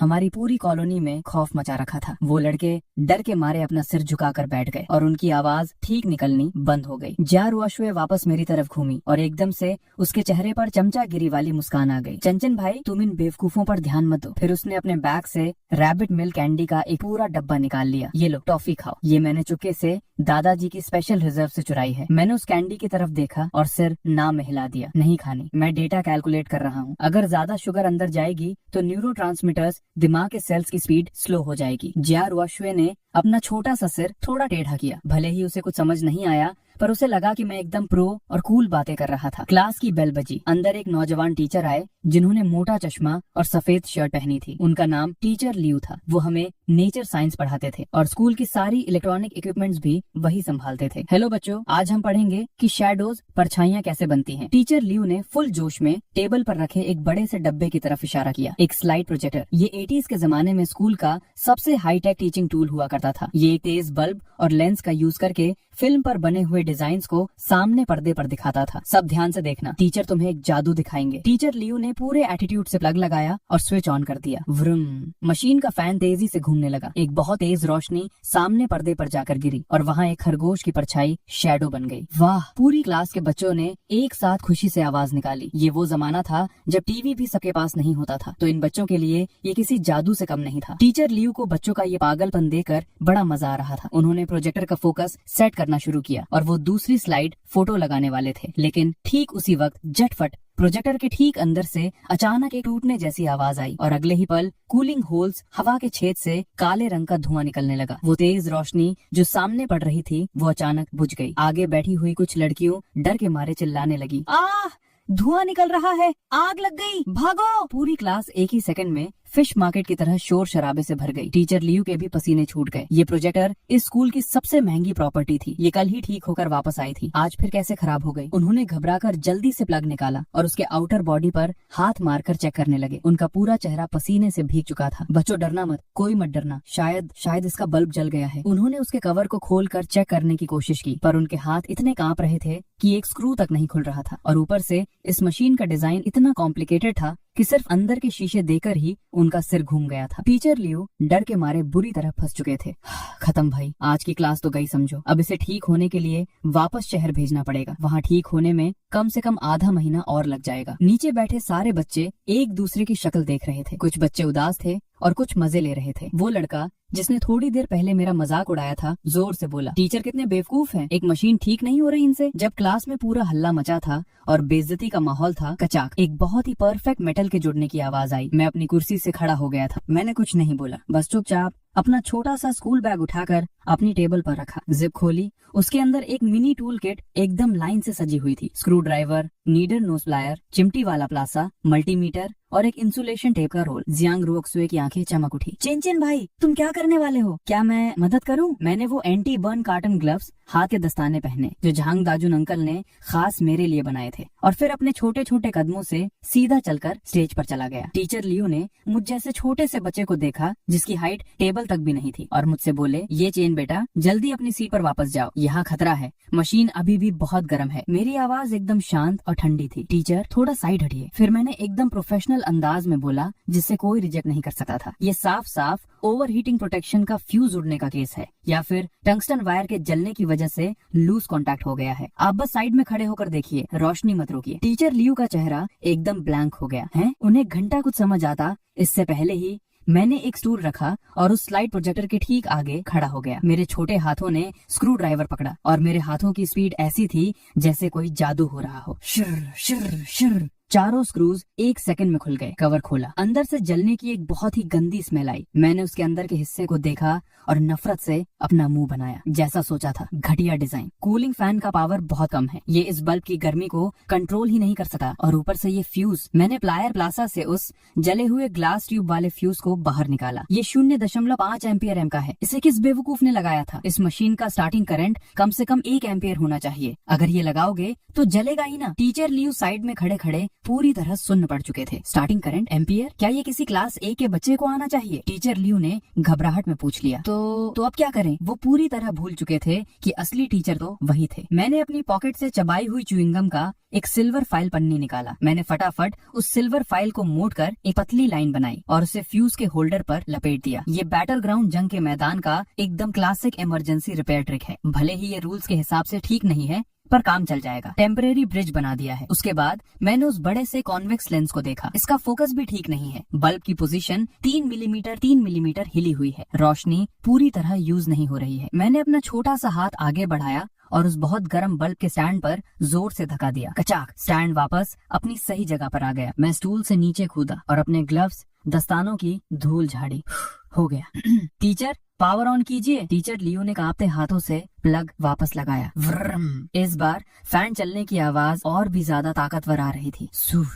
एक ऐसी तेज रोशनी पर्दे पर जाकर गिरी जो पहले कभी नहीं थी। वो खरगोश की परछाई इतनी साफ थी कि उसकी एक एक मूंछ साफ दिख रही थी। ये तो नई मशीन आने से भी ज्यादा ब्राइट लग रही थी। वाह! पूरी क्लास ने पहले से 10 गुना ज्यादा जोर से हैरानी वाली आवाज निकाली। लाइट आ गई, ठीक हो गया, कितना साफ दिख रहा है। जियांग रोक्सुए सीधा टेबल पर कूद गई। उसने मेरी तरफ उंगली की और पूरे घमंड के साथ चिल्लाई, देखा तुम सबने? देखा? वो मेरा भाई है, वो एक जीनियस है। अब किसकी हिम्मत है उसे गूंगा बोलने की? वो तो तुम जैसे बेवकूफों से बात ही नहीं करना चाहता था। वो लड़का जिसने थोड़ी देर पहले मेरा मजाक उड़ाया था, उसका मुंह हैरानी से पूरा खुल गया था। उसके हाथ से पेंसिल छूटकर जमीन पर गिर गई। टीचर लियू उस नए जैसी चमकती हुई प्रोजेक्टर को देख रहे थे और फिर मुझे, जो बहुत आराम से अपना टूल बॉक्स पैक कर रहा था। उन्हें अचानक लगा जैसे उनकी पूरी दुनिया ही पलट गई हो। ये बच्चा आखिर कौन से आसमान से उतरा हुआ भगवान है? मैंने अपना बैग पैक किया और वापस अपनी सीट पर बैठ गया। मैंने जियांग रोक्सुए को एक नजर देखा और आराम से बोला, बैठ जाओ, तमाशा मत बनाओ। दोपहर के 4:30 बज गए थे। छुट्टी की बेल बज चुकी थी। स्कूल के गेट पर बच्चों को लेने आए पेरेंट्स की भीड़ लगी थी। शाओ युआन पापा की आज एक इमरजेंसी मीटिंग थी, इसलिए उन्हें आने में थोड़ी देर हो गई थी। मैं अपना टूल से भरा भारी बैग पहने हुए था। मैं अकेला स्कूल के गेट के पास एक पेड़ के नीचे खड़ा था। जियांग रोक्सुए को जियांग दादाजी अपने साथ ले गए थे। जाने से पहले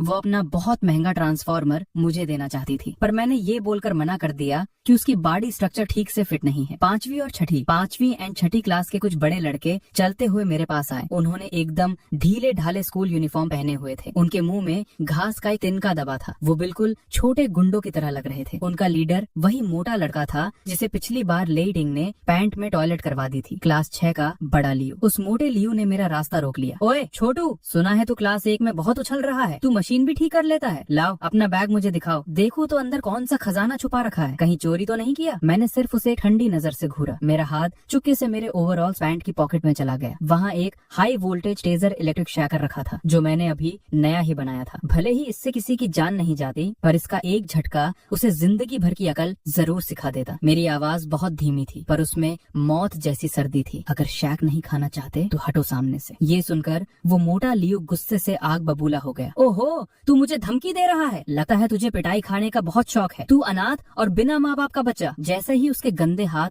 मेरे बैग को छूने वाले थे, एक बहुत ही भारी, खतरनाक, किसी भूखे शेर के पहाड़ से उतरने जैसी गरज अचानक पास की झाड़ियों में से किसी धमाके की तरह आई। एक काले रंग की बिजली सीधा स्कूल के गेट की 1 मीटर ऊंची रेलिंग के ऊपर से कूद कर आई। एकदम मौत के तूफान की ताकत लेकर उसने छलांग मार दी। उस मोटे लियो को घंटा कुछ समझ आता कि क्या हो रहा है। उसे लगा जैसे उसकी छाती पर किसी ने बड़ा सा हथौड़ा मार दिया हो। धाम, वो जमीन पर बुरी तरह पटका गया और घिसटा हुआ पूरे 2 मीटर पीछे जाकर रुका। जैसे ही उसने अपनी आंखें खोली, वो डर के मारे वहीं बेहोश होने वाला था। एक बहुत ही विशाल, काले और चमकते बालों वाला और मौत जैसी आंखों वाला जर्मन शेफर्ड ठीक उसकी छाती पर अपने पंजे रखे खड़ा था। उसके वो तीखे और डरावने दांत उसके गले से सिर्फ आधा इंच दूर थे। उसकी उन पीली एम्बर आंखों में किसी पालतू कुत्ते वाली कोई शराफत नहीं थी। वहाँ सिर्फ एक टॉप क्लास मिलिट्री डॉग की खौफनाक मौत का डर था। क्योंकि स्कूल के रूल के हिसाब से कुत्ते अंदर नहीं आ सकते थे, इसलिए वो कब से उन बाहर की झाड़ियों में छुपा बैठा था और उस लोहे के गेट के पीछे से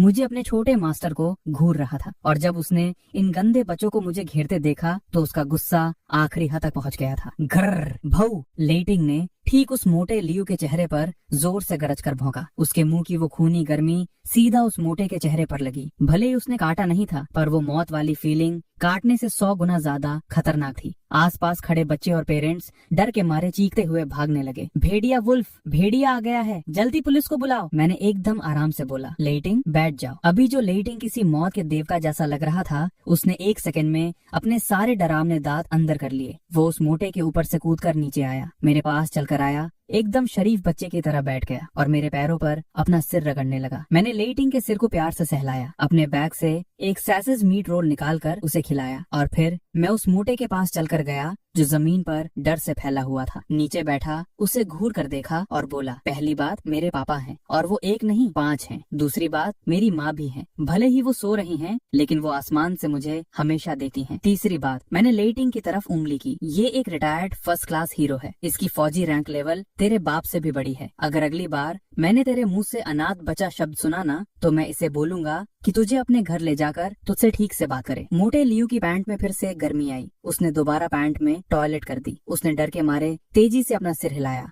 और जमीन पर रुलाते फुदकते हुए वहाँ से भाग गया। आगे से नहीं करूंगा, कसम से नहीं करूंगा, बस मुझे माफ कर दो। ठीक उसी वक्त शाओ युआन पापा की हॉन्की कार आखिरकार वहाँ पहुँच गई। शाओ युआन पापा कार से कूदकर बाहर आए। उन्होंने देखा कि स्कूल का गेट एकदम बैटल ग्राउंड जंग का मैदान बना हुआ है और वो एक लड़का टॉयलेट वाली पैंट में रो रो कर भाग रहा था। उनका दिल एकदम घबरा गया। वो दौड़कर मेरे पास आए। चिंचिन बेटा तू ठीक तो है ना? मैं अपना छोटा सा बैग पहने खड़ा था, एकदम बिंदास एटीट्यूड के साथ। मैं एकदम ठीक हूँ पापा, बस अभी एक भैया को मेरा बैग देखने की जल्दी मची थी। तो लेटिंग ने उन्हें ठीक से समझा दिया। शाओ युआन पापा ने उस गर्व से छाती ताने खड़े लेटिंग को देखा और फिर आसपास खड़े उन सब डर से कांपते हुए लोगों को देखा। उन्हें सब समझ आ गया, मेरा शेर। शाओ युआन पापा ने लेटिंग का सिर थपथपाया। आज रात तेरे खाने में 2 बड़े चिकन लेग पीस मिलेंगे। मैं गाड़ी में चढ़ गया और पीछे वाली आरामदायक सीट पर बैठ गया। लेटिंग ने भी मस्त छलांग मारी और मेरे पैरों के ठीक पास आकर बैठ गया और फिर वो हॉन्की गाड़ी ढलते हुए सूरज की रोशनी में आगे बढ़ गई। उसी रात को जब सबने मिलकर डिनर खत्म कर लिया था, हम सब बेसमेंट में जमा थे और उस मेडल से निकाली गई माइक्रो फिल्म को पढ़ने की कोशिश कर रहे थे। बेसमेंट के अंदर अचानक एक ऐसी डरावनी आवाज आई जिसे सुनकर रोंगटे खड़े हो जाएं। घर भऊ भऊ। जो लेटिंग इतनी देर से दरवाजे पर चुपचाप लेटा था, उसके सारे बाल अचानक करंट की तरह खड़े हो गए। वो गोली की तरह उछलकर खड़ा हुआ और बेसमेंट के एक कोने में रखी उस टेबल के ठीक आगे दौड़ कर गया। वहाँ पर एक लाल रंग का टॉप सीक्रेट फोन रखा हुआ था। ये फोन सीधा आर्मामेंट डिपार्टमेंट और फौज के सबसे बड़े बासेस से जुड़ा हुआ था। ये फोन आमतौर पर कभी बजता ही नहीं था। लेटिंग ठीक उस लाल फोन की तरफ देखकर अपने नंगे और खतरनाक दांत दिखा रहा था। उसके गले से मौत जैसी घुर्राहट निकल रही थी। ऐसा लग रहा था जैसे वो कोई फोन नहीं था, बल्कि वहाँ कोई खतरनाक जहरीला सांप बैठा हुआ था। ले हूँ पापा के होश उड़ गए। लेटिंग को अचानक ये क्या हो गया? मेरा छोटा सा चेहरा अचानक एकदम स्ट्रिक्ट और सीरियस हो गया। हिलना मत कोई। मैंने अपनी पॉकेट में हाथ डाला और एक अपना खुद का बनाया हुआ radio frequency RF signal detector निकाला। उसके ऊपर लगी लाल लाइट तेजी से ब्लिंक कर रही थी। मैं ठीक उस फोन की तरफ देख रहा था। कोई सिग्नल अंदर आ रहा है, लेकिन इसमें रिंगटोन बजाने वाली पावर नहीं है। ये एक साइलेंट टेस्ट है। दुश्मन चेक कर रहा है कि ये लाइन चालू है या नहीं, या फिर वो ये चेक कर रहा है कि इस कमरे में कोई है या नहीं। शेन यानजो पापा की आंखों में ठंडक आ गई। वो 1 सेकंड में अपने पूरे बैटल मोड में आ गए। साइलेंट टेस्ट, ये ट्रिक तो सिर्फ दुनिया के टॉप हैकर्स या हाई लेवल एजेंट्स ही यूज करते करते हैं। उन्होंने अपने होठों पर उंगली रखी और सबको इशारा किया कि कोई आवाज नहीं करेगा। वो धीरे धीरे चलकर उस टेलीफोन के पास गए। उन्होंने रिसीवर नहीं उठाया, बल्कि उन्होंने अपना हाथ फोन लाइन के छोटे से जंक्शन बॉक्स पर रखा, जहाँ पर ठीक मैंने थोड़ी देर पहले अपने उस बटन वाले बगिंग डिवाइस का रिसीवर लगा दिया था। हेडफोन्स में से एक बहुत ही पतली और हल्की इलेक्ट्रिक आवाज आई और उसके बाद किसी मर्द के सांस लेने की आवाज आई, बहुत हल्की, एकदम स्टेबल। पीछे के बैकग्राउंड नॉइज में ऐसा लग रहा था जैसे किसी अजीब से पक्षी की आवाज आ रही हो। गु गु। शेन यानजो पापा की आंखें हैरानी से फैल गईं। वो कॉलर्ड आउलेट की आवाज है। ये फोन बॉर्डर के उस पार से किया गया है। उस तरफ बैठा दुश्मन शायद समझ चुका था कि लाइन कनेक्ट हो चुकी है, पर उसने एक शब्द भी नहीं बोला। 3 सेकंड बाद कचाक फोन कट गया। इस पूरे प्रोसेस में वो लाल टेलीफोन एक बार भी नहीं बजा। अगर लेटिंग का वो खतरनाक जानवरों वाला दिमाग ना होता, अगर मेरा वो छोटा सा डिटेक्टर ना होता, तो इन सब में से किसी को पता तक नहीं चलता कि अभी अभी इस एक पल में मौत ठीक उनके बगल से गुजर कर गई थी। शेन यानजो पापा ने अपने हेडफोन्स उतारकर नीचे रखे। उनका चेहरा डर के मारे एकदम काला पड़ चुका था। ये दुश्मन है, वो गद्दार हमें टेस्ट कर रहा है। उसे पता चल गया है कि हमने मेडल ढूंढ लिया है। वो चेक करना चाहता था कि क्या हम उसके अंदर का राज ढूंढ पाए हैं या नहीं। उसने जो वो उल्लू की आवाज छोड़ी है ना, वो जानबूझकर की गई थी। वो हमें ललकार रहा है। लेहू पापा ने गुस्से में दीवार पर एक जोर का मुक्का मारा। इसकी इतनी औकात, इसने ठीक बिल्डिंग नंबर 1 में फोन करने की हिम्मत की। इसका मतलब इसे हम पांचों का रत्ती भर भी डर नहीं है। शियाओ युआन पापा ने ठंडे दिमाग से कैलकुलेट किया। नहीं, इसका मतलब साफ है, वो घबरा गए हैं। हमने उनका कोड क्रैक कर लिया है। हमने उनका पूरा प्लान बर्बाद कर दिया है। पॉइजन स्कॉर्पियन ने नॉर्थ में जरूर कोई बड़ा गेम खेला होगा, जिसकी वजह से इस गद्दार को मजबूरी में ये खतरा उठाकर कॉल करनी पड़ी। वो पीछे मुड़े और उन्होंने मुझे देखा। मेरे हाथ में अभी भी वो ब्लिंक करता हुआ डिटेक्टर पकड़ा था। मेरे छोटे से चेहरे पर डर का कोई नामो निशान नहीं था, बल्कि एक ऐसी शांति थी जो मेरी उम्र के बच्चों में नहीं होती। मैंने अपना सिर उठाया और बोला, पापा, उस बुरे अंकल का सिग्नल फ्रीक्वेंसी मैंने याद कर लिया है। अगर उसने गलती से भी दोबारा कॉल की तो मैं टेलीफोन की इन तारों के जरिए उसका ठीक ठिकाना निकाल लूंगा। शियाओ युआन पापा नीचे बैठे। उन्होंने मुझे अपनी गोद में ले लिया और बहुत टाइट गले लगाया। मेरा शेर, चिनचैन, तू हमारे घर का सबसे बड़ा हीरो है, लेकिन इसके आगे का काम अपने पापा लोगों पर छोड़ दे। अब जब उस गद्दार ने अपना बिल से सिर निकाल ही लिया है तो हम भी तैयार हैं। अब उसे अंदर बंद करके मारेंगे। सुबह के 7 बजे सब कुछ वापस एकदम नॉर्मल और शांत लग रहा था। शियाओ युआन पापा की वीआईपी हॉकी कार ठीक टाइम पर बिल्डिंग नंबर 1 के गेट पर आकर रुकी। मैं अपना बैग पहने हुए था। लेटिंग मेरा पानी का फ्लास्क अपने मुंह में दबाए मेरे पीछे पीछे आ रहा था। जियांग रुओशुए अभी भी आधी नींद में झूमती हुई लग रही थी। अपने पड़ोस वाले घर से उबासी लेती हुई बाहर आई। जियांग रुओशुए चलकर मेरे पास आई। चिनचिन भाई, गुड मॉर्निंग। कल रात वाली मैथ की प्रॉब्लम क्या तुमसे सॉल्व हो गई? मैंने उसे देखा और एकदम ठंडी आवाज में बोला, सॉल्व कर ली। सिर्फ सोची ही नहीं, मैंने उसके साथ दुनिया की एक सबसे मुश्किल राज भी सॉल्व कर दी है। जियांग रुओशुए ने पूरी मासूमियत से पूछा, कौन सी मिस्ट्री? क्या वो मुर्गी और खरगोश वाले क्वेश्चन से भी ज्यादा मुश्किल थी? मैंने उसकी बात का कोई जवाब नहीं दिया। मैंने अपना हाथ आदत के मुताबिक अपने बैग की एक छुपी पॉकेट में डाला। वहाँ उस क्रैक किए गए कोड वाले मैप की फोटोकॉपी रखी हुई थी। भले ही पापा लोगों ने मुझे इस मामले से दूर रहने को कहा था, पर मैं यहाँ आर्मामेंट डिपार्टमेंट का एडवाइजर और बिल्डिंग नंबर 1 का चीफ इंजीनियर था। जब पापा लोगों की लाइफ प्रॉब्लम में हो तो उनका बेटा हाथ पर हाथ रखकर कैसे बैठ सकता था? मैं गाड़ी में चढ़ने ही वाला था कि मैं अचानक पीछे मुड़ा। रुओशुए, आज क्लास में तेरा वो आवाज रिकॉर्ड करने वाला वॉकमैन मुझे दे देना। उसने मुझे देकर पूछा, क्यों? मैंने एकदम सीरियसली बोला, मैं एक सिग्नल ट्रैकर बनाऊंगा। सुबह के 10 बज गए। सेकंड क्लास ठीक अभी खत्म हुई थी। यूहोंग प्राइमरी स्कूल की ऑफिस बिल्डिंग के अंदर से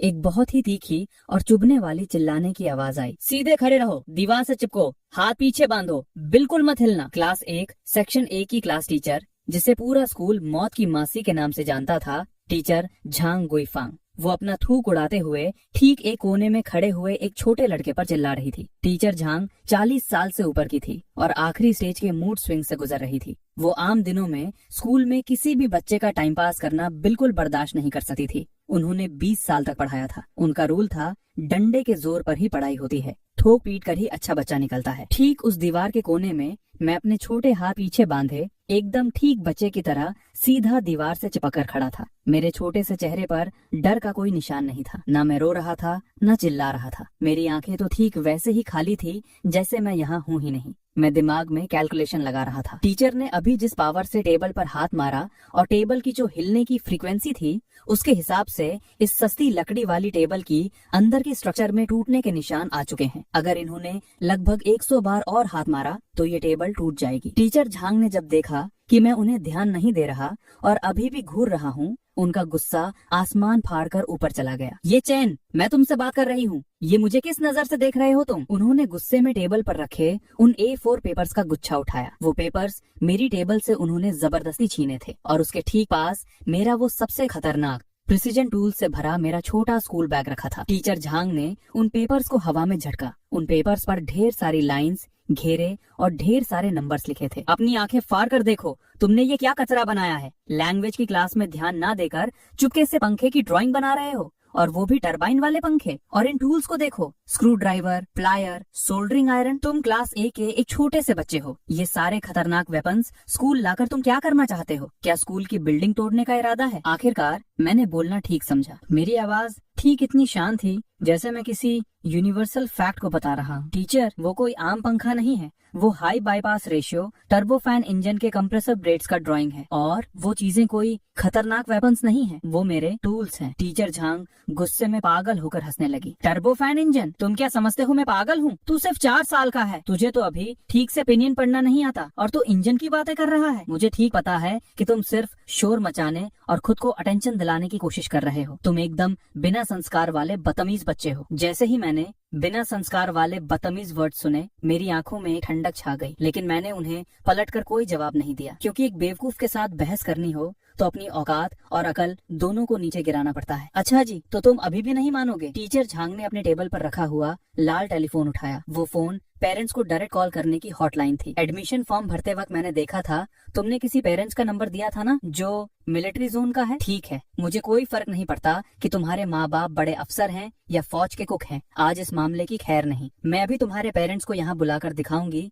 कि उनका पाला पोसा अच्छा बेटा क्लास के टाइम पर किस तरह के काले काम कर रहा था। ट्रिंग ट्रिंग, फोन लगना शुरू हो गया। दूसरी तरफ थाम, शियाओ युआन पापा ने मीटिंग रूम के बड़े से सैंड टेबल पर अपना भारी हाथ पकड़ा। उनके धक्के से उस सैंड टेबल पर रखे हुए टॉय टैंक्स भी 3 बार हवा में उछल गए। मीटिंग रूम में 10 मेजर जनरल और लेफ्टिनेंट जनरल्स एकदम स्ट्रेट बैठे थे। किसी की हिम्मत नहीं थी एक सांस लेने की। शियाओ युआन पापा ने उस रेड ब्लू मॉक बैटल के मैप पर उंगली की और शेर की तरह गरज कर बोले, ये क्या बकवास लगा रखा है तुम सबने? ब्लू टीम की आर्मर्ड गाड़ियों ने इस डिफेंस लाइन को कैसे तोड़ दिया? और एयरफोर्स वाले कहाँ थे? लेईहू की स्पेशल ऑप्स टीम कहाँ मौत की नींद सो रही थी? क्या सब सो रहे थे? साइड में बैठे लेईहू पापा ने एकदम रोनी सूरत बनाई, अपना सिर खुजलाकर बोले, लाओ शियाओ, इसमें मेरी क्या गलती है यारा? एयरफोर्स के पास वो कचरा और पुराने J6 और J7 फाइटर्स हैं। वो तो दुश्मन के हेलीकॉप्टर से भी स्लो उड़ते हैं। उनके रडार्स बिल्कुल अंधे हैं। एनिमी के देखने से पहले ही उन्हें दुश्मन की मिसाइल लॉक कर लेती है। अब अगर मेरी पूरी स्पेशल ऑप्स टीम रैम्बो भी बन जाए ना,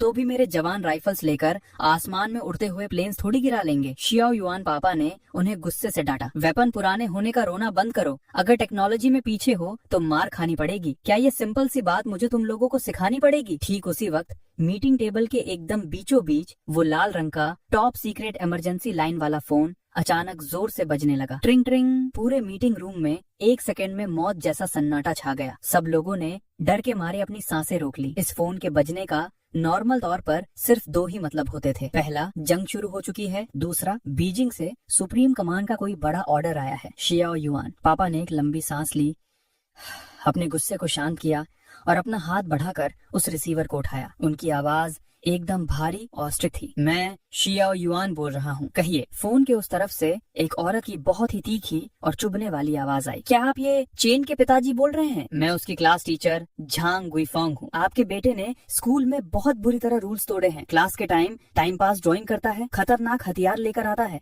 और टीचर को पलट कर जवाब देता है। आप अभी इसी वक्त जल्दी से जल्दी मेरे पास यूहोंग प्राइमरी स्कूल आकर मिलिए, वरना मैं इसे सीधा स्कूल से निकाल बाहर करूंगी। कचाक, फोन कट गया। इस वक्त मीटिंग रूम में इतना सन्नाटा था कि एक सुई भी गिरती तो आवाज आ जाती, क्योंकि शियाओ युआन पापा का चेहरा जो थोड़ी देर पहले गुस्से से भरा था, वो 1 सेकंड में शॉक में बदल गया और ठीक उसके बाद गुस्से से लाल हो गया। पेरेंट्स को बुलाया है। शियाओ युआन पापा रिसीवर पकड़े हुए थे और उन्हें यकीन नहीं हो रहा था। उन्होंने ये बात रिपीट की। वो पूरे साउथ ईस्ट मिलिट्री जोन के कमांडर थे। उनके हाथों में लाखों जवानों की पावर थी। यहाँ तक कि डिफेंस मिनिस्टर भी उनसे मिलते वक्त इज्जत से बात करता था। और आज एक ठीक ठाक प्राइमरी स्कूल की टीचर ने उन पर चिल्ला दिया और ऊपर से उनके बेटे को स्कूल से निकालने की धमकी दे दी। धाम। शियाओ युआन पापा ने वो रिसीवर जोर से फोन मशीन पर पकड़ा।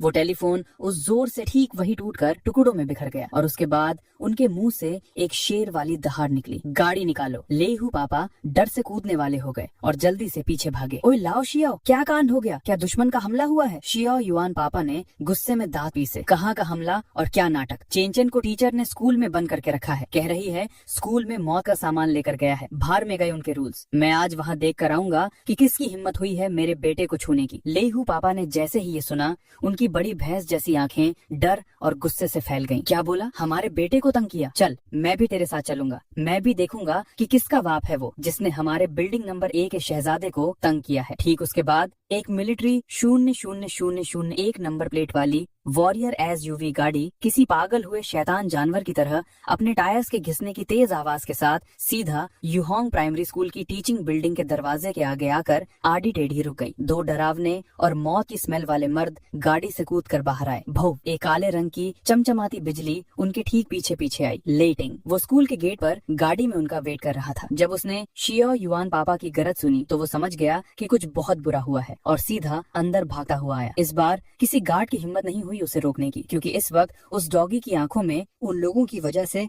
भेड़िए से ज्यादा खतरनाक आग लगी हुई थी। ऑफिस 2nd फ्लोर पर था। शियाओ युआन पापा ने फ्लोर मैप पर एक नजर डाली और लंबे लंबे कदम रखते हुए सीधा ऊपर दौड़ गए। लेहू पापा उनके ठीक पीछे थे। उनके भारी कदमों से सीढ़ियों पर धम धम की आवाज आ रही थी। टीचर झांग गुईफांग उस वक्त आराम से चाय पीकर अपना गला साफ कर रही थी ताकि पेरेंट्स के आते ही वो उन पर अपने गुस्से का दूसरा बॉम्ब फोड़ सके। मैं अभी भी दीवार से चिपक कर खड़ा था और शांति से इस बात पर दिमाग लगा रहा था कि दीवार का पेंट केमिकल रिएक्शन से क्यों गिर रहा है। अचानक थम, ऑफिस का दरवाजा किसी बहुत ही खतरनाक ताकत से खुला। टीचर झांग डर के मारे इतनी बुरी तरह उछली कि उनका चाय का कप हाथ से छूट गया और गर्म पानी उनके कपड़ों पर गिर गया। कौन है? और दरवाजे पर मौत के 2 फरिश्ते खड़े थे। लेफ्ट साइड में शियाओ युआन पापा, उनका चेहरा पानी जैसा शांत, पर उनकी आंखें किसी धारदार चाकू की तरह ठंडी और जानलेवा थीं। राइट साइड में लेहू पापा, किसी भालू जैसे लंबे चौड़े, और उन्होंने अपने हाथ की मुट्ठी इस तरह जकड़ रखी थी जैसे किसी का भी सर अभी मोड़कर उखाड़ देंगे। और उन दोनों के ठीक बीच में अपने दांत निकाले और गले से खौफनाक घुर्राहट निकालता हुआ एक विशाल जर्मन शेफर्ड बैठा था। अब तक मेरे चेहरे पर कोई एक्सप्रेशन नहीं था, पर जैसे ही मैंने उन्हें देखा मेरी आंखें खुशी से चमक उठीं। शियाओ पापा, लेई पापा, लेटिंग। मैंने उस टीचर की इजाजत का वेट नहीं किया। मैं सीधा उस कोने से भागता हुआ गया और फटाफट शियाओ युआन पापा की टांग को कस के गले लगा लिया। शियाओ युआन पापा ठीक नीचे बैठे और एकदम तेजी से मुझे ऊपर से नीचे तक चेक किया। चेंचन, क्या किसी ने तुम्हें मारा? शियाओ युआन पापा की आवाज इतनी ठंडी थी कि वहाँ बर्फ जम जाए। मैंने अपना सर ना में हिलाया। नहीं मारा। मैंने टेबल पर रखी अपनी ड्राइंग और टूल बैग की तरफ उंगली की, पर टीचर ने मेरी ड्राइंग छीन ली। वो मैंने लेई पापा के प्लेन के लिए एक नया दिल बनाया था और मेरा स्क्रू ड्राइवर भी, जो झांग अंकल ने मुझे गिफ्ट किया था। शियाओ युआन पापा सीधा खड़े हुए और मुझे अपने ठीक पीछे छुपा लिया। वही लेहू पापा लंबे कदम रखते हुए सीधा टीचर झांग के सामने गए। अपनी भैंस जैसी बड़ी आंखों से घूरते हुए गरजे, तू ही है वो जिसने कहा कि मेरे बेटे में तमीज नहीं है और तू उसे स्कूल से निकालेगी? टीचर झांग ने अपनी पूरी लाइफ में ऐसी डरावनी औकात वाले लोग नहीं देखे थे। उसने डरते हुए उन दोनों के कंधों पर लगे बैजेस को देखा। वो थे गोल्डन स्टार्स। भले ही वो सिर्फ एक छोटी सी प्राइमरी स्कूल की टीचर थी, पर उसे अच्छे से पता था कि इन स्टार्स का मतलब क्या होता है। ये कोई आम लोग नहीं, ये सच में जनरल्स थे, और वो भी एक साथ 2। टीचर झांग के पैर डर के मारे जली बन गए। उसने हकलाते हुए बोला, सर, गलतफहमी, ये सब एक गलतफहमी है। मुझे नहीं पता था कि ये आपका बेटा है, लेकिन इसने सच में स्कूल के रूल्स तोड़े हैं। टीचर झांग ने अपनी डूबती हुई नैया बचाने की कोशिश की और टेबल पर रखी उस ड्राइंग की तरफ इशारा किया। आप खुद देखिए, भाषा की क्लास चल रही थी और इसने ध्यान नहीं दिया। ये बैठकर ये बकवास पंखे बना रहा था। ये तो क्लास की बेइज्जती है। शियाओ युआन पापा ने उस टीचर झांग को एक मौत वाली ठंडी नजर से देखा। फिर वो टेबल के पास गए और उस बुरी तरह मुड़ी हुई A4 साइज की ड्राइंग को उठाया। पर जैसे ही उनकी नजर उस ड्राइंग पर पड़ी, उनकी आंखें एकदम हैरानी से फटी की फटी रह गईं। मिलिट्री जोन के कमांडर होने नाते भले ही वो कोई टेक्निकल एक्सपर्ट नहीं थे, पर वो रोज नए नए हथियारों से डील करते थे, इसलिए उन्हें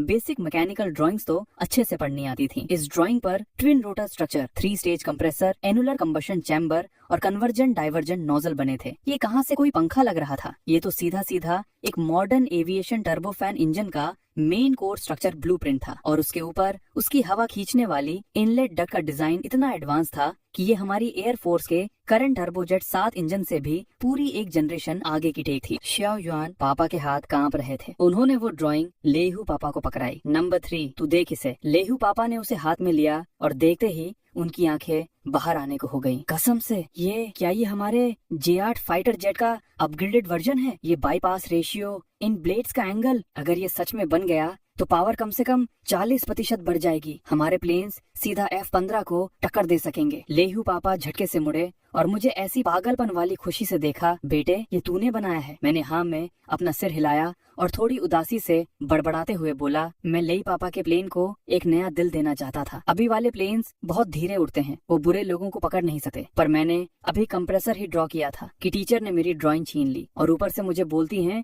कि मैं पंखा बना रहा था। लेहू पापा का गुस्सा अब आउट ऑफ कंट्रोल था। उन्होंने वो ड्राइंग सीधा टीचर झांग के मुंह पर मारी। अपनी अंधी आंखें खोल कर देख, ये कोई बकवास पंखा है? ये देश की पावर है, ये टॉप लेवल वेपन है, ये हमारी एयरफोर्स के आगे बढ़ने की इकलौती उम्मीद है और तूने इसे कचरा समझकर छीन लिया और ऊपर से मेरे बेटे को सजा दी। तू कोई रूल नहीं तोड़ रही, तू क्राइम कर रही है, तू हमारे देश के फ्यूचर का खून कर रही है। टीचर झांग के चेहरे पर थू की बूंदें उड़कर लगी थीं। वो डर के मारे थर थर कांप रही थी। उसके आंसू और नाक बह रही थी। मुझे नहीं पता था, मैं तो सिर्फ एक भाषा पढ़ाने वाली टीचर हूँ। मुझे इंजन्स के बारे में कुछ नहीं पता। शियाओ युआन पापा की आवाज भले ही हल्की थी, पर उनका एक एक शब्द किसी भारी हथौड़े की तरह टीचर झांग के सीने पर पड़ रहा था। तुम्हें कुछ नहीं पता, इसका मतलब ये नहीं कि तुम किसी भी बच्चे की इज्जत को मिट्टी में मिला दोगी। तुमने कहा इसके पास खतरनाक हथियार थे। शियाओ युआन पापा ने वो छोटा टूल बैग उठाया और उसे खोला। उसके अंदर एकदम लाइन से रखी हुई प्रिसीजन स्क्रू ड्राइवर्स, छोटी चिमटियां और एक मल्टीमीटर था। इसे प्रिसीजन टूल्स कहते हैं। ये एक इंजीनियर के हथियार हैं। तुम्हारी आंखों में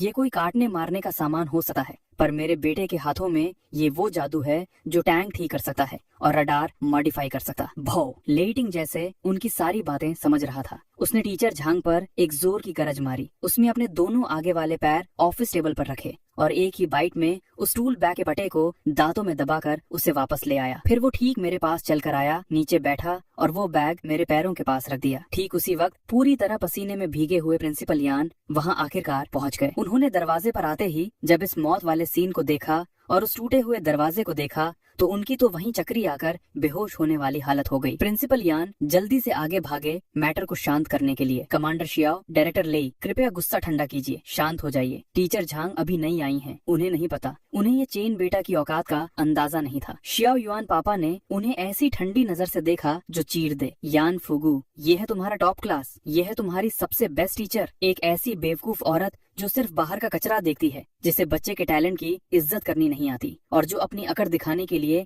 बच्चों को सजा देती है। क्या ये इस काबिल है कि वो मेरे शियाओ युआन के बेटे को पढ़ाए? हरगिज नहीं, ये इसकी औकात से बाहर है। प्रिंसिपल यान को भी चीजों की ठीक ठाक परख थी। उन्होंने लेहू पापा के हाथ में पकड़ी उस ड्राइंग पर एक नजर डाली। भले ही उन्हें पूरी बात समझ नहीं आई, पर उसमें लिखे इतने एडवांस पैरामीटर्स और नंबर्स देकर वो ठीक समझ गए कि ये कोई आम ड्राइंग नहीं थी। उन्होंने तुरंत मुड़कर टीचर झांग पर अपना गुस्सा निकाला। टीचर झांग, तुम अभी इसी वक्त ये चेन बेटा से माफी मांगो और फिर एक 5000 शब्दों की रिपोर्ट लिकर लाओ। तुम्हारा काम आज से सस्पेंड किया जाता है। मैं आराम से शियाओ युआन पापा के पीछे से बाहर आया। मैं चलकर टीचर झांग के ठीक सामने गया और बोला, रहने दीजिए। इस वक्त तक टीचर झांग की जान निकल चुकी थी और वो कुर्सी पर किसी रुई की तरह ढही हुई थी। वो मुझ जैसे सिर्फ 4 साल के बच्चे को देख रही थी और उसकी आंखों में इस वक्त सिर्फ और सिर्फ खौफ था। मैंने अपना छोटा सा सिर ऊपर उठाया और उसे देखते हुए बोला, टीचर, आपको माफी मांगने की कोई जरूरत नहीं है, क्योंकि मैं जो बातें बोलता हूँ वो आपके दिमाग के ठीक ऊपर से निकलती हैं। ये बिल्कुल वैसा ही है